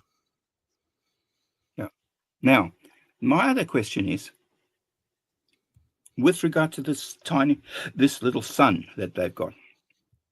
So first of all, we've got the sun tracking the Tropic of Capricorn. We all agree with that. Even the flat earthers have to agree. That's in the Naval Almanac, by the way.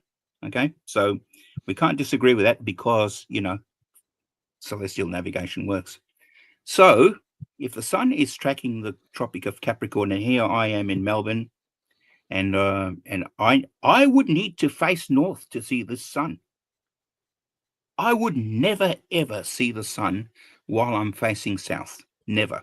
I would have to face north. I would see the sun arrive as a tiny bright dot coming from the northeast, as a tiny from east of north, north of east, coming as a prime time dot, coming towards me, getting bigger and bigger, going horizontally through the day across my field of vision, and then disappearing north of west as a tiny bright dot. That's how I would see the sun following the Tropic of Capricorn, me here in Melbourne. Now, if I turn around, I could look all day. I would not see a glimpse of the sun. But I do, and so does Flatzoid, because the sun sets south of west. And if I'm facing south, I can look to my right, and I can see the sun setting south of west. How is that possible? That destroys. This is why I tell them every single time. This is why I tell them every single time that the southern hemisphere destroys flat Earth every single time. But this is the thing: we're talking to Americans. We're talking to, you know, some people from England. Very few amount from England. Most of them are Americans and Canadians, and they have no clue. And the very fact that people from Brazil are a large proponent of flat Earth blows my mind, because a lot of Brazil is either on the equator or on the southern hemisphere. And if you're in the equator, you're going to see the sunrise directly straight up and set directly straight down. And for anyone in Brazil to not go outside and look at the sun for one day, they would stop becoming a flat earther that day. Yep. Everybody else must see the sun going horizontally through the day. There's not a chance that you would see the sun go above your head all the way down and then go down below the horizon in the opposite direction. That's impossible on flat Earth, because the sun has to track the Tropic of Capricorn, which has to be a horizontal line around in a circle around the North Pole on flat Earth. It's got to be that.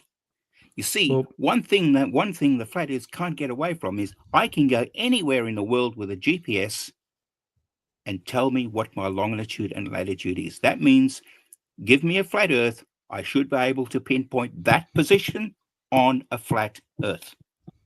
Well, the question is, Rob, are you talking to people who's logical? Because as far as I'm concerned, we're not.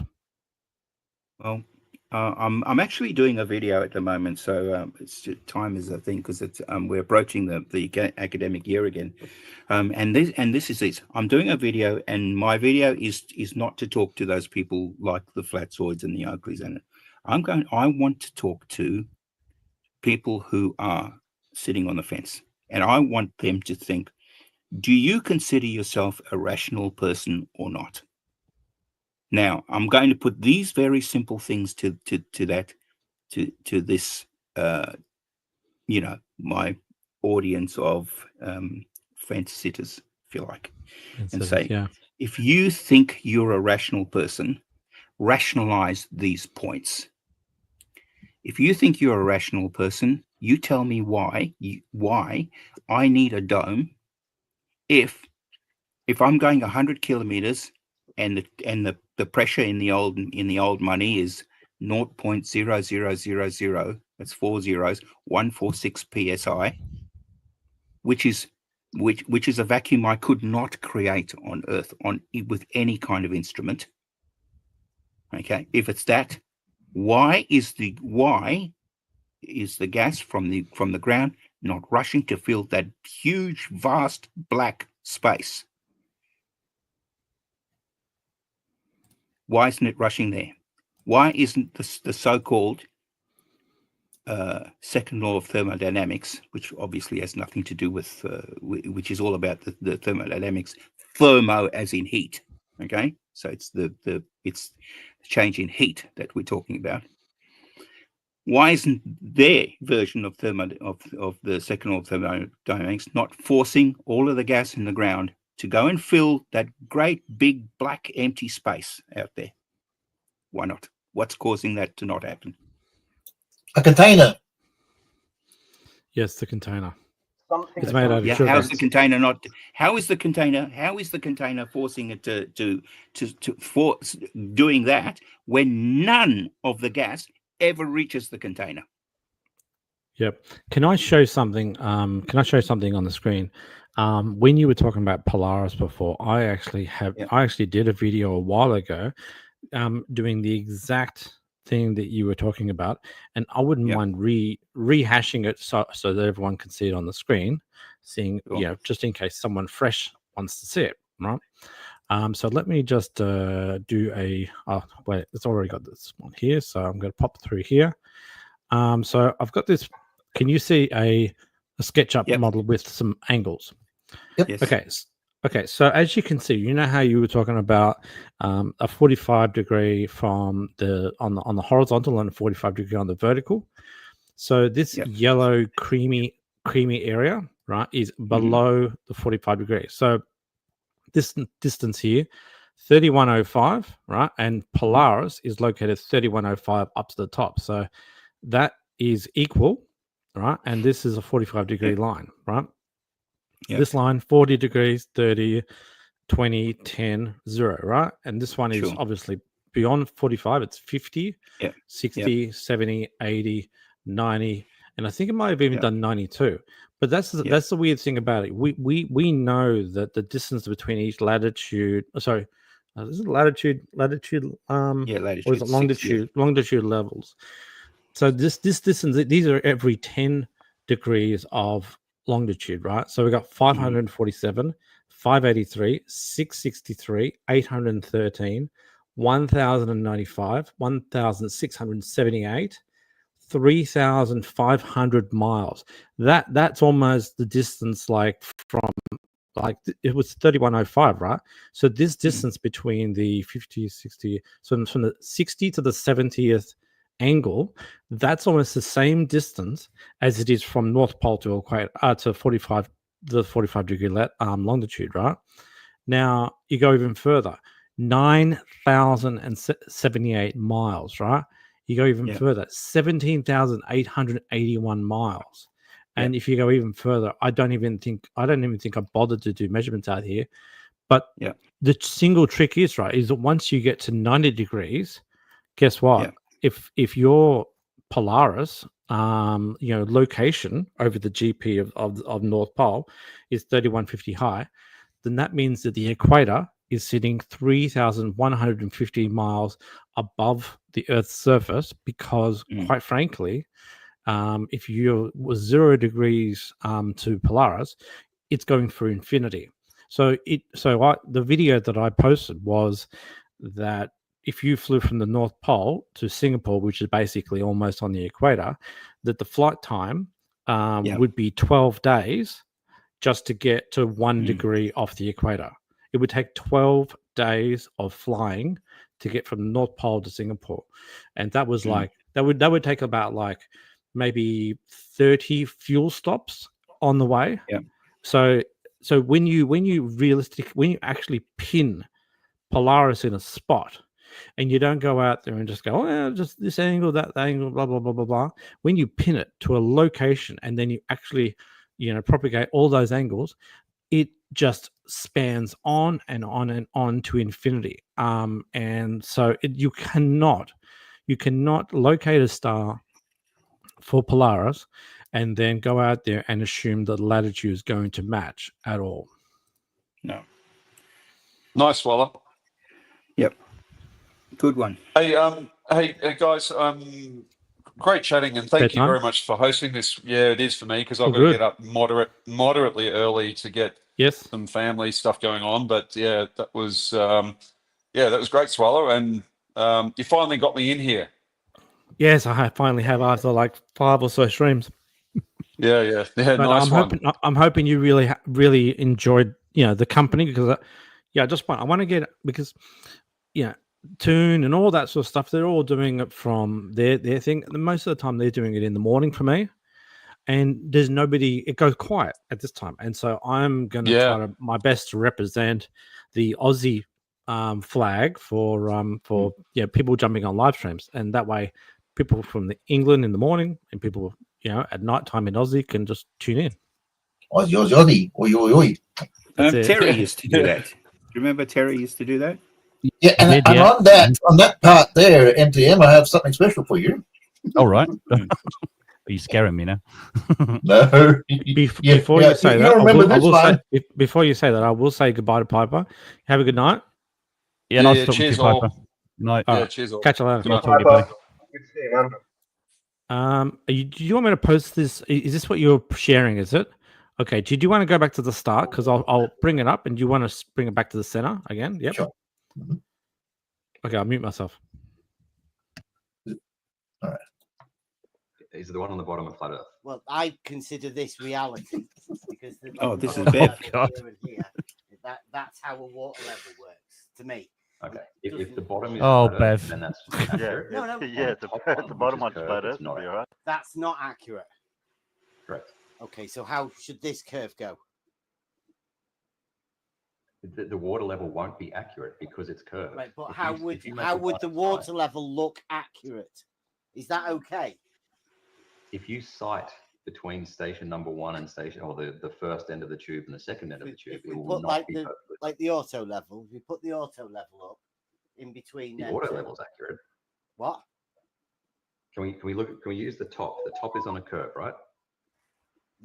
The top half of your diagram is on a curve. Oh, right? I do remember this. Yep. So an auto level at station number 1 will be accurate. What, an auto level here? Yep. That will draw an accurate level. So you'll draw it straight. Auto level there. If he's going to draw it, that will establish Did he draw an it straight? accurate He didn't draw it level perpendicular to being the surface. What? Where would this level bit go? Well, it starts parallel to the surface that it's on and then extends out. It starts parallel. Yeah, it's parallel to the to your surface. local down. Well, it's perpendicular to down, but it starts parallel. Your plane, your level plane is parallel to the surface at that point. Okay, so that would He's confused. We hear the cogs grinding. Yeah. You want me to draw a tangent? Yeah, a little bit. I think off the he's surface. trying to work out how A to tangent off not the circle, you say? Yeah. Come on. A Draw what tangent, level it okay. is. A How tangent. do you sound not like you're not touching acting the dumb, circle. but you are acting Right. dumb? You know what I'm trying to say, How right? do You want me do- to how draw do you do a that? straight line? A straight line that at that point is parallel to the surface at that single point. He knows, Horizontal, he right? knows what that is. Well, Level. Do you want me to draw it? This is the water level. he This won't is the draw point it. we're He getting to, won't. right? The Bloody level hell. goes from here to here, No, it's the curved surface. Oh dear. right? He drew a Yeah. validator you guys, It's though. the curved surface. Oh, So no. where your auto level is, draw a line that is level at that point. Like that.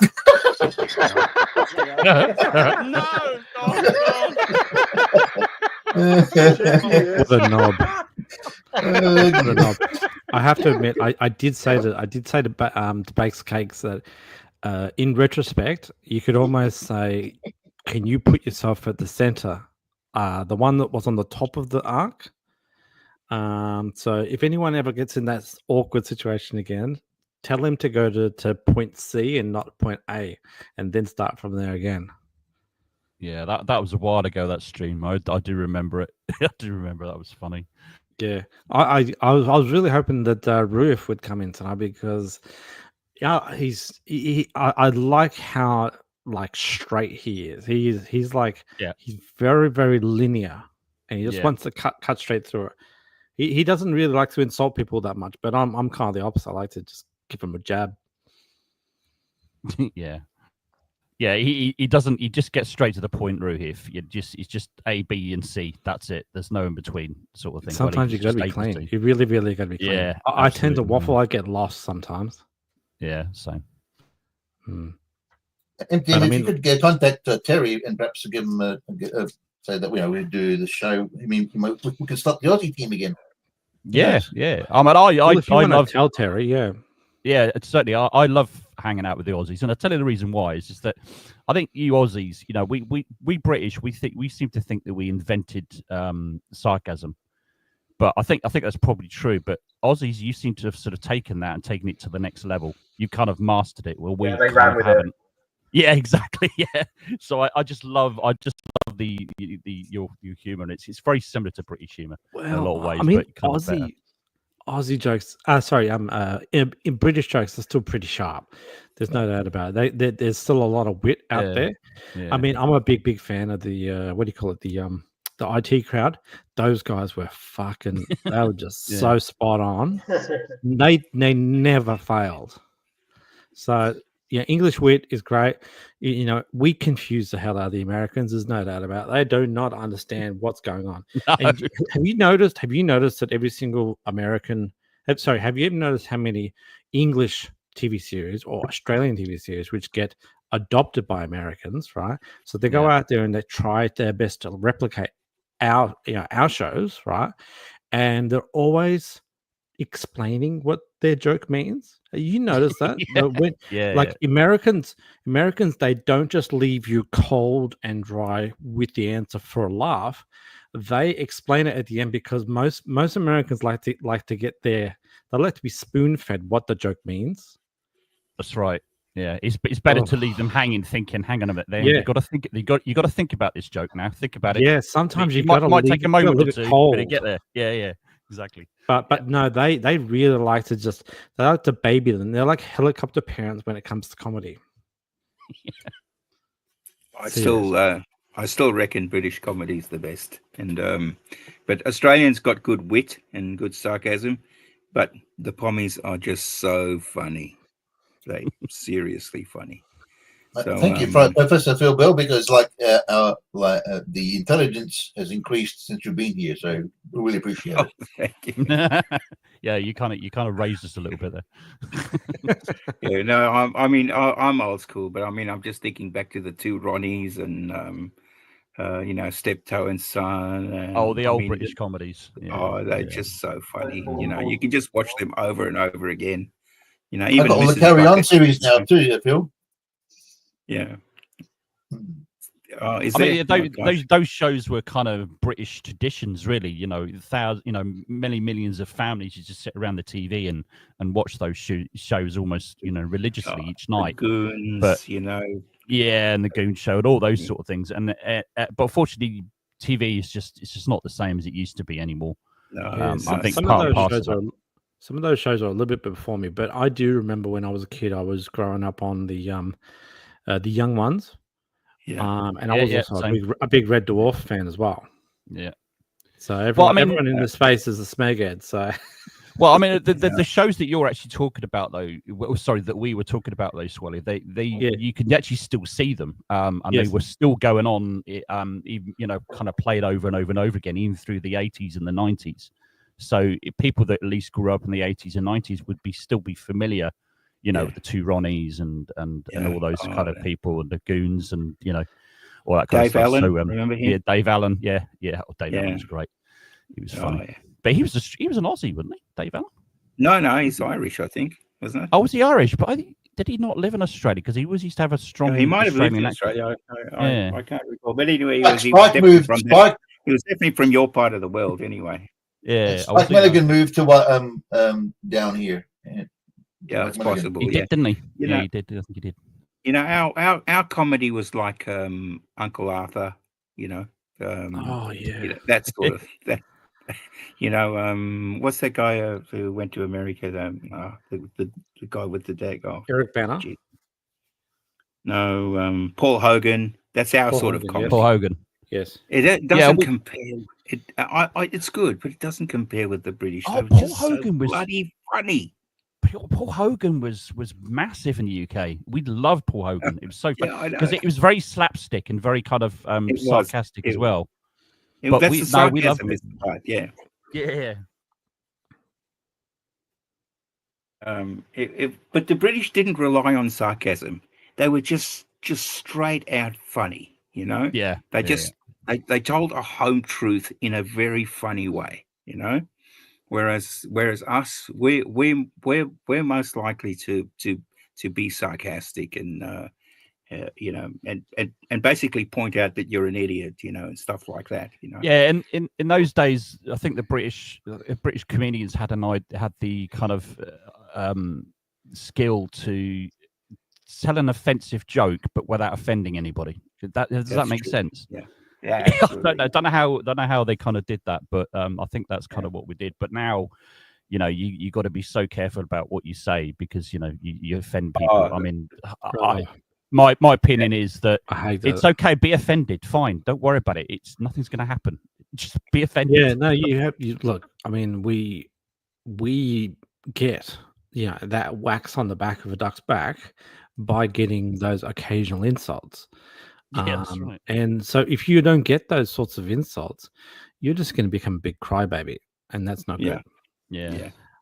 And the amount of people who tell me I'm an idiot all the time is just unbelievable. People that's what I like about Australians. everything. Yeah, that's what I like about Australians. You take the mickey out yourself as well as everybody else, you know. And I think that's just kind of banter, and I think British people kind of get that, you know. So that's what I like about Aussie humour. Oh, look, a lot of those comedy shows would not be on TV now. They couldn't be. No, not so much. It's a shame. Benny Hill, Professor Bill. Yeah, yeah, that's right. Good old Benny Hill. Oh, we were. I was born in Africa, and I came to Australia in the 1970s, and I had not seen television in my life before then. That was the first time I ever saw television. Wow. Was arriving in Australia in the early 70s. And I tell you what, it was magic. It was like having a movie set in your home. So even the ads were fantastic. You know, Really? I was telling my wife today, my favorite ad is one of those skincare things, you know, because it had a woman there and you could see it followed her whole body, but you know, in a clean sort of way. And I remember this. You're making me and me being a 16-year-old, you know, thinking, well, I wish I could see more of that. But then you got this one, Professor Phil Bell, which is I like aeroplane Getty. Yeah, okay. No, my favorite was the Vegemite cheeks. The Holden ad was fantastic. Yeah, meat pies and what is it? How did it go? And kangaroos and meat pies. Meat pie footy and that's right. cardboard boxes. I don't know. Oh, Yeah, that's the only- sacrilege that we can't even remember that. The only thing that I can think of you Australians have actually got wrong is Vegemite. Marmite is far superior. That's the only other thing that Marmite's a bit sweeter, but Vegemite's still pretty darn good. And people have always been eating it wrong for so long. And I remember when same with Marmite. Wolverine came out on a show, and he says everyone's doing it wrong. You just get a tiny little bit and you just spread it all across thick butter, and that's beautiful. That's right. Yeah, that's right. Same with Marmite. Same with Marmite as well. Where people don't like Marmite, they just put too much on. Of course, you're not going to like it. Yeah. Yep. I've got a few. There's been a few comments coming through from Hold My Pocket here. He said Paul Hogan wasn't funny. There are times I think there's some TV shows where you can kind of just watch, and he was joking about a little bit.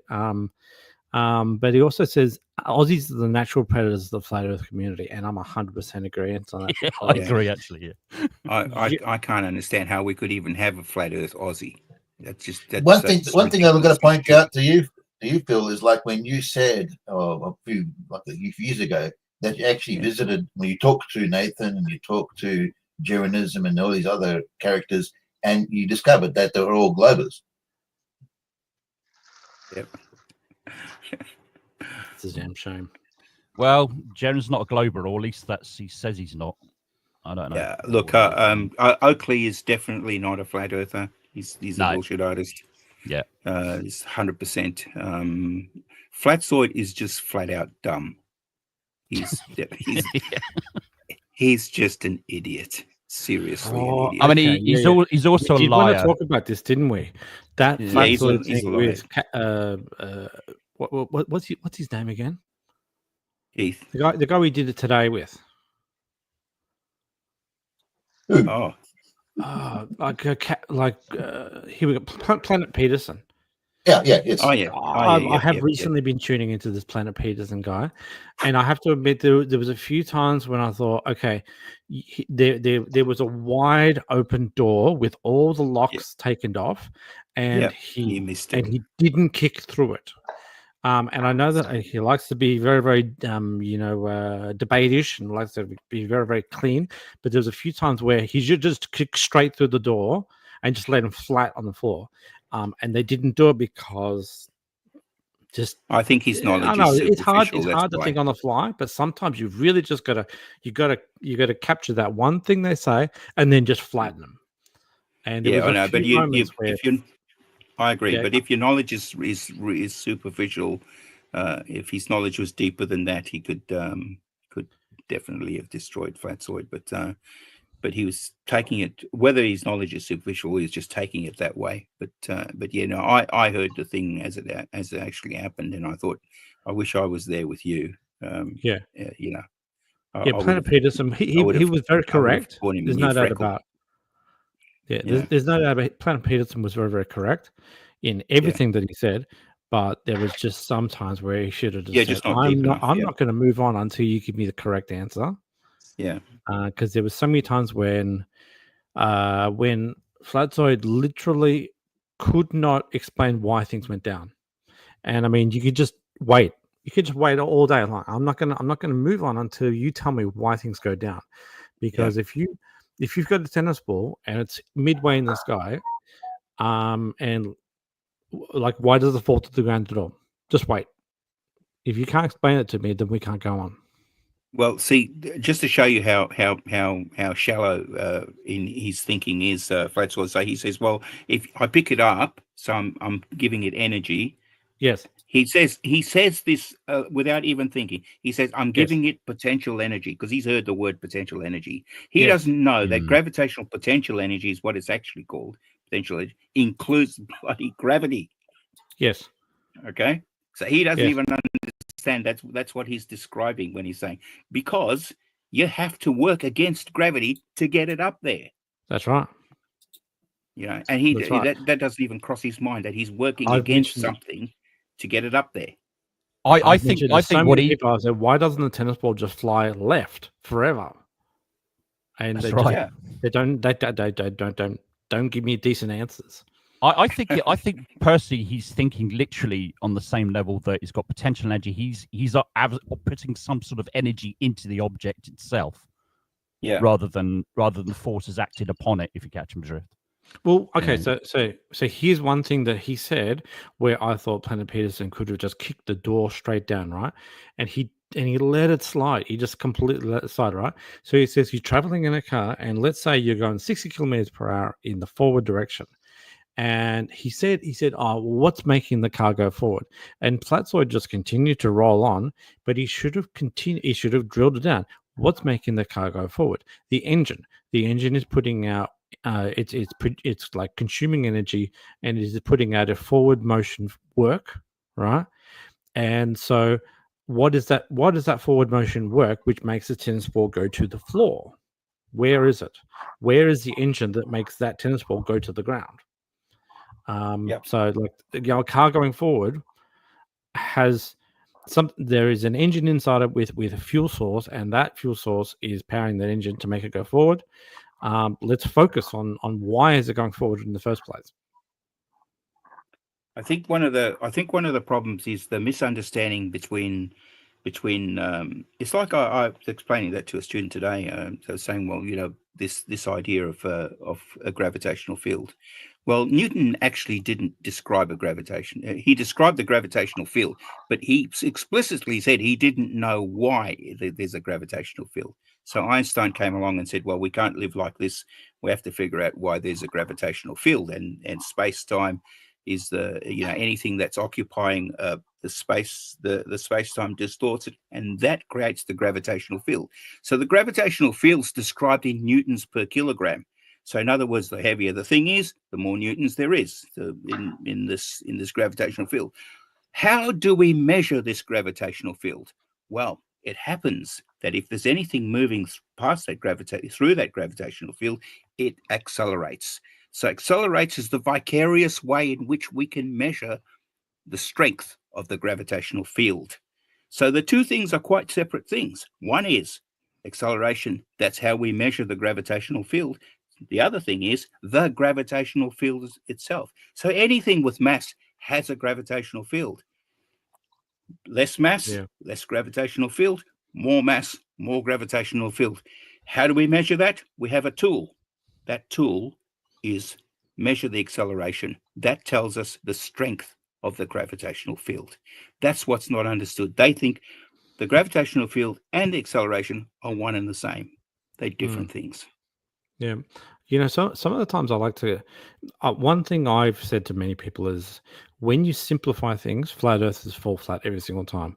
If you overcomplicate it, they'll use overcomplicated words and they'll just jazz it up with heaps of fluff, right? And they will completely you will lose track of everything. I've often pondered, like, when it comes to talking about gravity, you go and tell them that Einstein never existed. Tell them that Newton never existed, right? Nobody knows what gravity is, right? And go out there and give them a carrot and say, what if gravity is produced by, electrostatics, like what you've just asked for? Okay, so we've got a downward force, right? Newton doesn't exist. Einstein doesn't exist. Something is always pulling everything down. Now, how does air pressure happen? And just leave them cold. The air is falling down, the tennis balls are falling down, an aeroplane will come down, right? And let's just ignore space-time or, mass attracts mass, all that sort of stuff. Let's give you the carrot that you want, and let's just say that it is purely electrostatics. Now tell us why, water sits at the bottom of the pool and doesn't just fly out into the sky. Let's give you the carrot, and now let you explain it. Do you remember when they said about butterflies and birds, how they defy gravity? And you go, hang on, what happens when a butterfly is dead? And you pick it up, you drop it, it falls down. Yeah, well, there's a scene on Jaron's chess cam where McKeegan says, "What if you go and pinch a butterfly at its wings and then let it drop?" And right then and then, he just basically said something that Jaron could not answer. If you go out there and pinch the butterfly's wings and let it drop without its wings opening up, it will fall to the ground. So that doesn't defy gravity. You're not changing gravity. I literally got asked by Sacred at one point in time, does an aeroplane modify gravity to be able to lift? And I said no. Strangely enough, he said thank you for being honest about this. So I thought, why would an aeroplane doesn't have anti-gravity technology inside it? What are you talking about? I think they don't understand this concept of that things have forces, all sorts of forces acting on them, and sometimes those forces, like for instance, the buoyant force that lifts a lithium balloon, is greater than the gravitational force that's trying to get it down. Yeah. Yeah. So, and isn't there something really weird happens in Mercury as well? Yes. They talk about Mercury. I've seen people put things in mercury liquid, and that does some really strange flotational issues as well. I can't remember what it was. Well, because it's I've seen that. That was is very strange. They put a anvil in some mercury. Yes. We're talking about the same thing. Yes. That's it. The anvil. What did it do again? I can't remember. Does it sink or does it float? It floats. An anvil floats floats because in that mercury. because the mercury the mass is of the 13 mercury times heavier is than the anvil.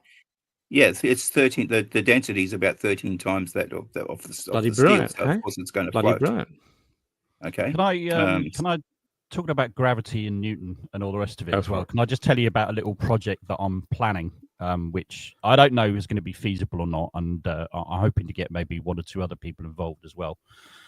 In Oxfordshire, there is quite a large vacuum chamber that was recently installed, I think within the last year or 2, to test satellites. So I'm testing the feasibility of doing a test with the weight and the feather, a weighted object and a feather test. We flat earthers keep saying that the one that Brian Cox did, it's all fake, blah blah blah blah, and all the rest of it. Well, I'm hoping to kind of maybe put that to rights, hopefully. And so I've contacted this place in Oxfordshire. And I've emailed them and asked them, is it feasible? If it is feasible, what are the costs involved and all the rest of it as well? So, there's all kinds of other things as well, is, how I'm going to observe it, how we're going to record it, how we're going to drop the objects, all kinds of different things at the moment as well. But watch this space. I don't know. It's something I've been thinking about for quite a long time, actually, that I'd like to do that myself and test it. And I didn't know there was a large vacuum chamber actually in the UK, but apparently there is. So, who knows? I don't know. I hope. What's its size? How big is it? Off the top of my head, I don't know, but it's big enough to test satellites. If it's big enough to test satellites, it's definitely big enough to do that test. 100%. Yeah. And I've seen some. I'll post some photographs at some point, and I've seen some photographs of it, of the various parts of it, and it's pretty large, and it's in Oxfordshire apparently. AMTM, have you been to that place where they actually test the model boats where they've got that really long thing? I've heard of it, but I haven't seen it myself. All right. Yeah, I've heard of it. No, and I've not seen it. Okay. That reminds me. It reminds me of a classic old story where I think there was someone, I don't know if it was Tesla or something like that. They went and put a model boat in the center of the lake on in the Hyde Park in London, I think it was, or something like that. And he tested out radio control systems, and everyone was like completely confused as to how the boat was navigating its way around the boat and who was controlling it. They was completely confused. Does anyone remember that story? No. Okay. Nope. Yeah, I don't remember who it was. I'll have to look it up. But yeah, my Mum and Bakes Cakes, yeah, that would be another good place to do something as well. Because I haven't really, since I've been sort of on the anti-flat Earth community, I've not really done anything. I've done a bit of astronomy, but I've not had the gear to actually set up to take photographs and stuff like that. I was hoping to take some. I've got a good decent lens and some solar filters and stuff. I was going to take some sunspot photos for the final experiment, but unfortunately, the UK being the UK, it was completely overcast during the whole thing, so I never had the opportunity. Yeah, so I want to start doing stuff, getting out there and actually sort of experimenting with things and observing them and showing them. Segue into that one there, MTM, is like the question I had. I mean, a lot of flat earthers are praising Joe's model. Joe Hanby's. And he's got, the thing I don't find confusing is he's got quite a few telescopes in his room. I mean, hang on, he's got telescopes and he can view the stars and he's still a flat earther. What? Jesus Christ. I do want to bring something up about that particular thing. I've actually got another tab open in my browser. But I did find it looks like my story was pretty close to being correct. Mm-hmm. So Tesla and the first remote controlled boat. So you can see this very, very old looking boat here. Wow. So yeah, Tesla and exhibition at Madison Square Garden. So he was in New York. So London was incorrect. But yeah, Nikola Tesla made this boat, put a little motor in it, put a battery in it, whatever like that, and remote controlled it and confused fucking everyone apparently. So yeah, so it was, I was 99% correct except for the location. But yeah, in terms of Joe Hamby's model, shit. I got Walter Bislin's thing up, but I got to figure out which thing it is. I'll let you guys go and talk for 1 second while I figure out which page it is. Now, Phil, how are you dealing with all the complete and utter fallout from the final experiment? Guys, sorry, I have to go. Right. Thanks very much for having me. Thank you so much, Phil. Hopefully, I can get one of you guys to, because I've never used StreamYards before, and I'd like to do some of this live streaming myself. So if any of you can give me a hand to let me know how that works, I'll be really it's good. It's pretty easy actually. Just sign up. You know, get a password and email and stuff for it and stuff, and just press buttons. That's all I did. Okay, all right. Okay, I think the only thing we've found so far is the videos don't play on our side. Yeah. Some Okay. I think the only thing is, I think it's actually less complicated than OBS, isn't it? Yeah, it's pretty darn easy. Yes, it is pretty darn easy. All right then. If you have any problems, Phil, just come in again, and we'll help you out. Have a good night. All right. Thank you very much. Nice seeing you. All right. All the best. Bye. Wow, Swallow, we've had 5-6 people in the room. Woohoo! Yeah, it's been pretty good. It's been pretty good. Sorry, what was that, Roast? Not including the trolls in that count. Yeah. Oh my god. Everyone can go back and clip me bloody, accidentally putting him on stage and then suddenly getting monkey fucked. That's terrible. I don't know if MTM probably doesn't know what I'm talking about right now, but prior to him getting on stage, I let someone else on stage and they instantly put on video of like fucking sexual shit. So yeah, as soon as I came actually into the side room, I saw it happen. Yeah, I saw it. Yeah. Shocking. Yeah. I might quickly put up on stage the thing I was doing. So everyone is very, very familiar with Walter Bislin's model. Yeah. Now the great thing about this sort of stuff is right, and this is a dome like what his thing is, right? I might actually just lift the dome height, right? So it makes it look a little bit more. That's actually, it does look nice and soft and juicy, actually. Now, if I go out there, observer? Yeah, we'll go out. We'll go to. Let's go down to where Flatsoid lives, right? Down in South Africa, right? Now, what day are we at? Let's bring it from March. No, that's the time. Let's go all the way up to the same time as right now. So we'll go December, January. All right. And so Joe Hanvey needs to go out there and somehow need to reproduce this sun direction on his flat Earth dome. Now, as you can see, this small circle down here, this is the way people actually observe things. This one over here is the broken bendy lines one, which is just useless because as you can see here, it's all twisted and warped.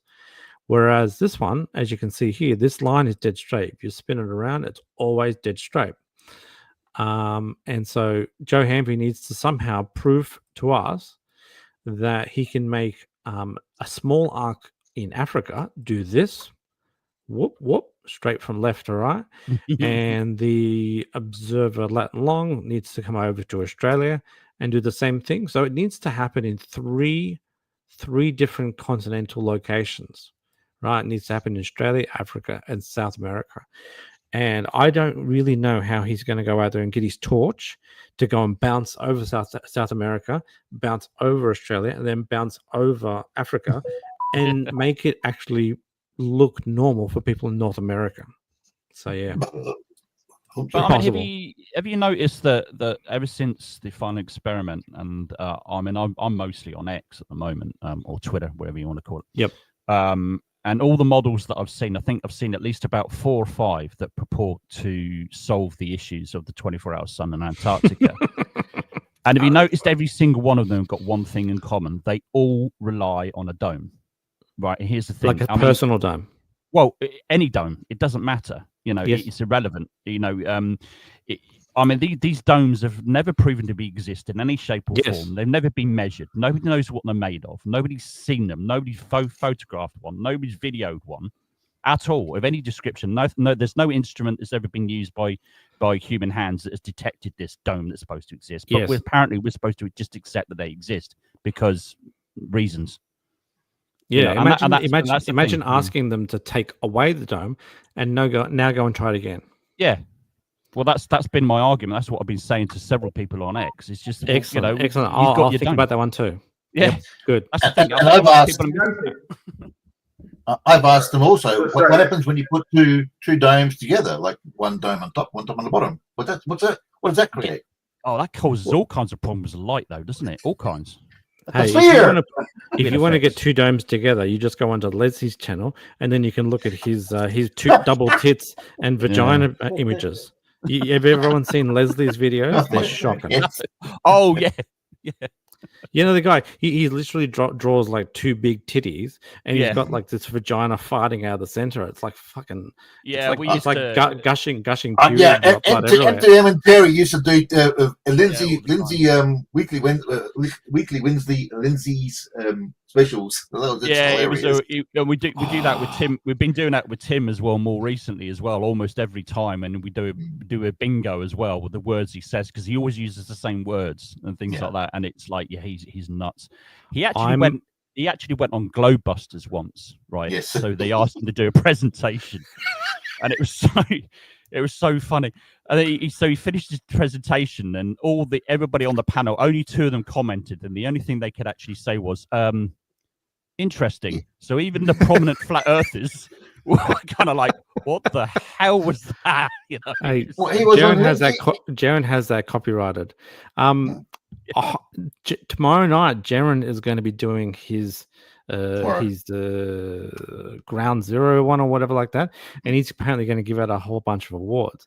And if he gives out his award for the most nuttiest, most straight-jacketed person to get on into the back of a divvy van, it should be fucking Leslie, because that guy is a fucking nutcase. Yeah, he is completely loony. He needs to go back to Dodo Land.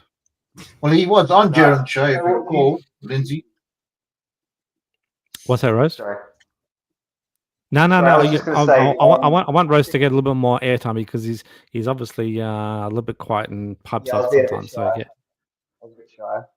I was going to say, I think one of the awards is going to go to Zetetic Warrior. I'm not sure if you've seen Jaron's interactions with Z before. Yes, we have. But they're a What fucking category? goldmine. Oh man, to be honest, he could take any of them. He's something else, man. He's what I call a matrix earther, one where they all think they're plugged into something. Oh, that's right. Yeah. Oh no, so quite a lot of them now are jumping on the Rising Earth bandwagon. Yeah, there's problems with that. There are fucking problems with that. Yeah. Oh, the Rising Earth. What's this? I've not heard of this. What's this? Oh Is yeah. that with yeast? Do you put yeast in that one, or do you put the flour and you bake it? yeah. But it's baking powder. Yeah. Now, Like, Rising hey, Coach, Earth what's is that where the Rising Earth is where the Earth rises at 9.8 meters per second. Oh yes. But the thing about acceleration, right, is it's 9.8 meters per second acceleration.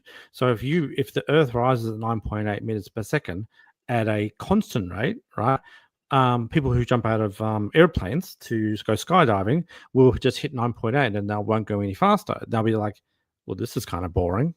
They won't accelerate to the much faster speed, which I think is probably in the range of like 32 to 55 meters per second or something like that.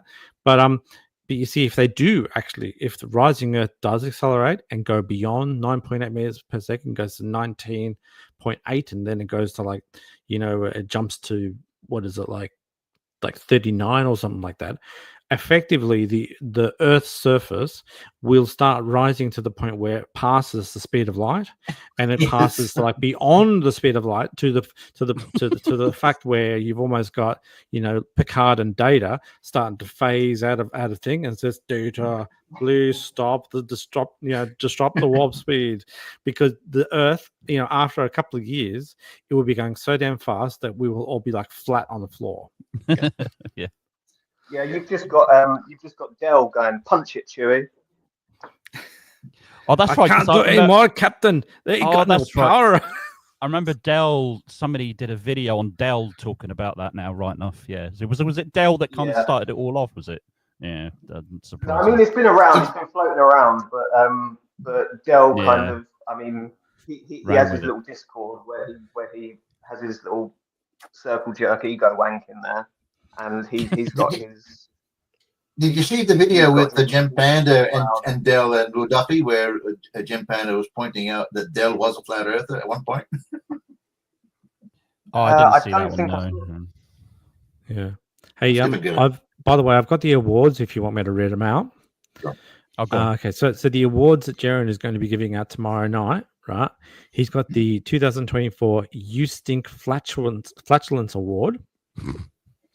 And he's going to give out categories for best tits, best retard, best meltdown, best under the bus friend thrower. Well, I'm going to give that to Solve straight away because that guy's like, he's like, I don't believe in anything, man. It didn't even happen. It just doesn't even happen. Like, if you really think that sort of stuff, you could look at what I've got right here in my hand. He's fucking Solve. He's an insufferable piece of shit. Okay, so best under the bus thrower, best shill, best liar, most worthless channel, aged 8 years in one. I don't know what that is. Worst newcomer, and please don't ever stream again, and more. Oh, okay. So I want to see who's got the best tits. To be honest, do we get open red? Let's get a full inspection on that one. But no comment. Where is the okay? So okay, maybe the best R, the best read. Maybe that's going to be the one for Leslie, but I'm hoping there's actually a specific topic for Leslie. Best person to be in 3 layers of straitjackets. Yeah, definitely Leslie. Yeah. How's everyone going? I know we've got 2 English guys in here. Mum Bakes Cakesy. We're nearing on midnight. Are you okay for another 10 more minutes or not? I was going to give myself another what time is it now? Another sort of 4 or 5 minutes anyway. Coming up. Yeah. We're at 2.5 hours right now. This is probably the longest stream I've ever done, and so I don't really like to bore people anyway for too long. But yeah, shouldn't have done that. I saw that. Go quiet. Yeah. All right. So is everyone happy for us to wrap it up in about 5 minutes? Sure. Yeah. Absolutely. Okay. Any final thoughts from anyone? No, just like to say thanks to M2M and to Professor Phil Bill for coming in. If you could give Terry a hoy, saying where there's a bunch of Aussies here who'd like to hear do something again, we'd love to hear from him. Yep, totally. And everyone give if you know any other Aussies who need to be here, let them know, because I mean, Ruhif, let's get him on board, and like some of you guys even know. Terry, what about Wolfie? I mean, I don't know whether or not he's ever come in and done any chats in a while. No, Wolfie. We often used to invite Wolfie on with Terry's stream, the Aussie Perspective, but he was very reluctant always. Okay. He appears on Discords occasionally, but he very rarely speaks. He's an old fan favorite of mine. Yeah, same. And I'm sure you guys probably know as well. I was a very big fan of Flat Out from I think Nebraska or something like that. He was hilarious. And thanks to Rose for arcing up, and then you ought to try and you ought to try and get critical thinking now and maybe talk about. Yeah, we could go and get critical thinking, but I mean he's probably getting a little bit of attention himself. Well, maybe leave it a few weeks and then let the dust settle a bit, and then but I mean he's trying to pump out all of his material right now, and there's no doubt he's probably trying to. He would also be. It's probably a smart idea to capitalize on some of his current going fame, to be able to give his channel a good boost. Yeah. How often do you plan on doing these streams? Look, I don't know. I mean, I just sort of I wanted to play around with it because, look, I don't know. I mean, whenever I possibly can, whenever I don't have trouble with the kids, I'd like to get on there, and I've wanted to do this for a while, just to get all the Aussies back together in one sort of space, so that we can have something for other people from other countries to be drawn towards. Because I think Aussie flat Earth defenders, globe defenders are pretty sharp. So, oh, well, that excludes me. I'm not. Sure you are. No, not really. Yeah, I'll keep on wrapping up the final thoughts. Rose, did you have any final thoughts? I'll tell you what. If you check out Twitter, I have a short, like 50-second video that would be really good to play. Like I wanted to actually play it earlier when Phil was on, when he was talking about Nathan Oakley. Do you want me to share your screen? Can you put it on your screen? Because what I've found is that if I share things, nobody can hear it. Oh, I'm on my phone at the moment because I need to. Oh, you're on your phone. Post the link in the chat there, Crypto Roast, and I'll whip it up. In the chat, and we'll get Oh, where's Wally? Of course, yeah. I've been talking to Where's Wally for a while, so send the link in the chat and get my Mum Bakes Cakes. Do you have an X account, Mum Bakes Cakes? Yeah. Okay. I'll have to find out. Where I can find you. I don't know if we follow each other. Oh, I don't know if I follow you guys. Mum bakes cakes. I think I'm pretty sure. I'm not sure if I got Crypto or you, Sweller. I'm not sure. I don't know. I don't think I have ever X on my Mum Bakes Cakes. We're going. Swaller, I sent the link on X because I can't drop links to me. In the chat. Oh, to my DM or something.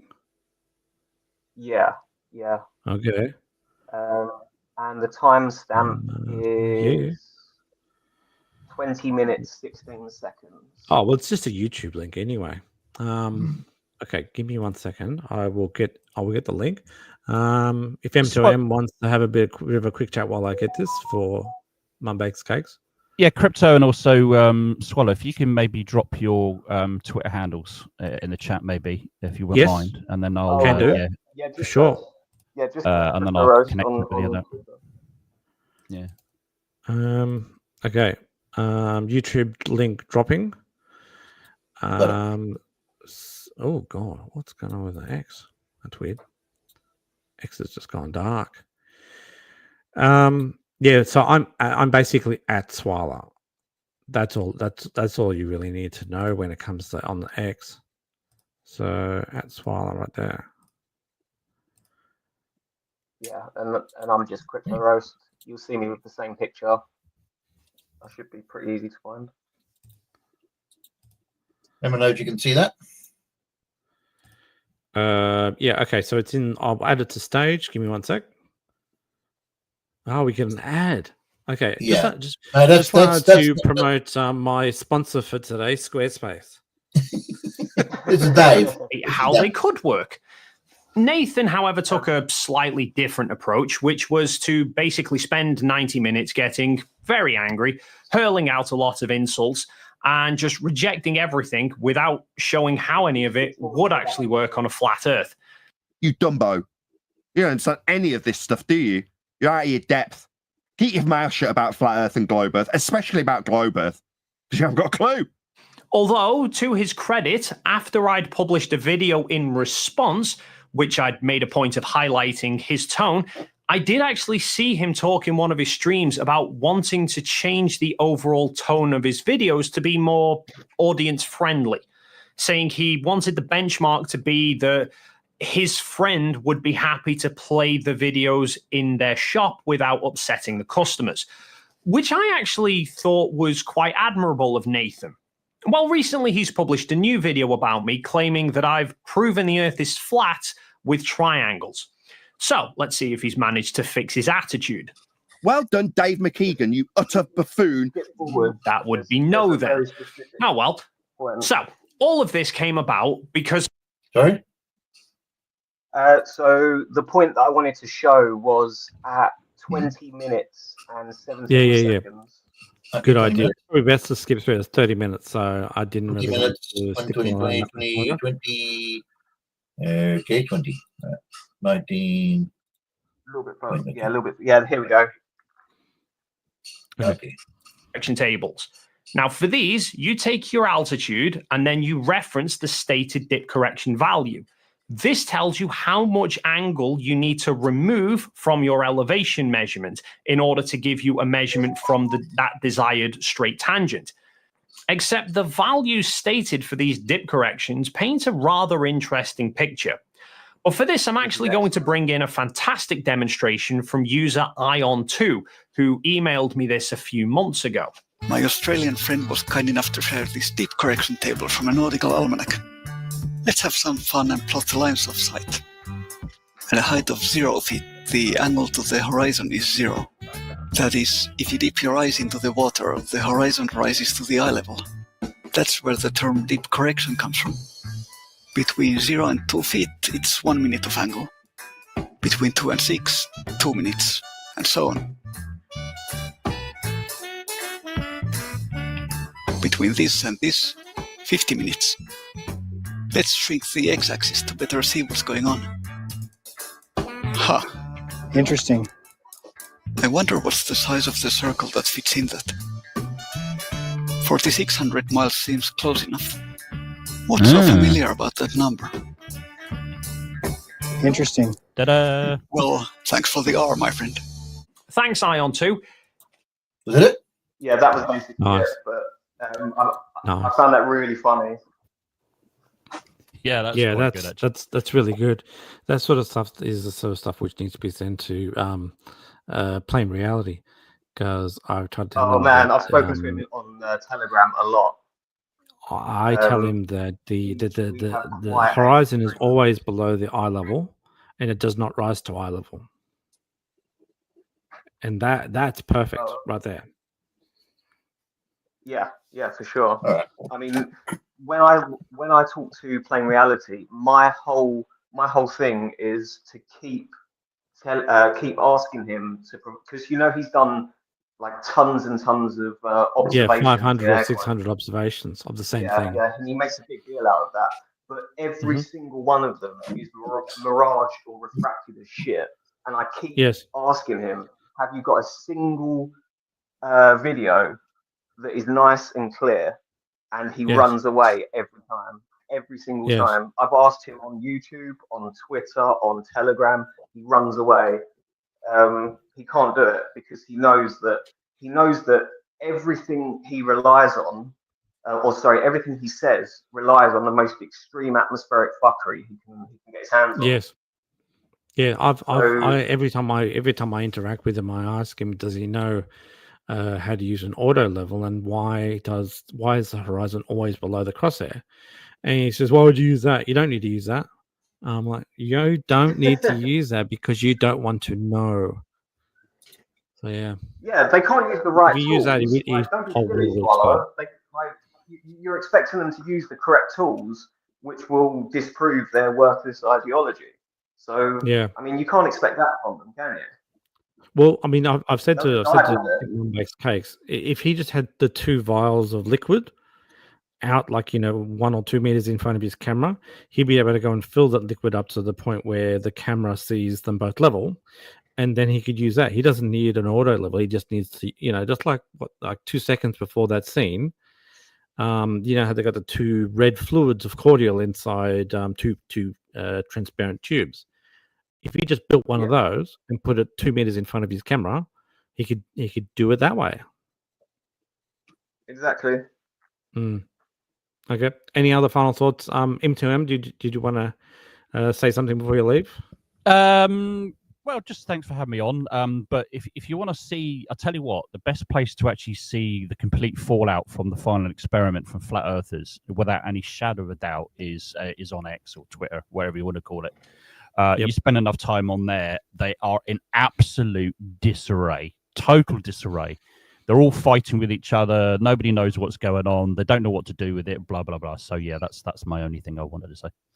Yeah, it kind of makes me think that maybe for people who look back at this in 10 years, maybe we need to do a collage of every screenshot we have like taken, because there are people who are going to go, I can't see it. I don't know what I'm looking at.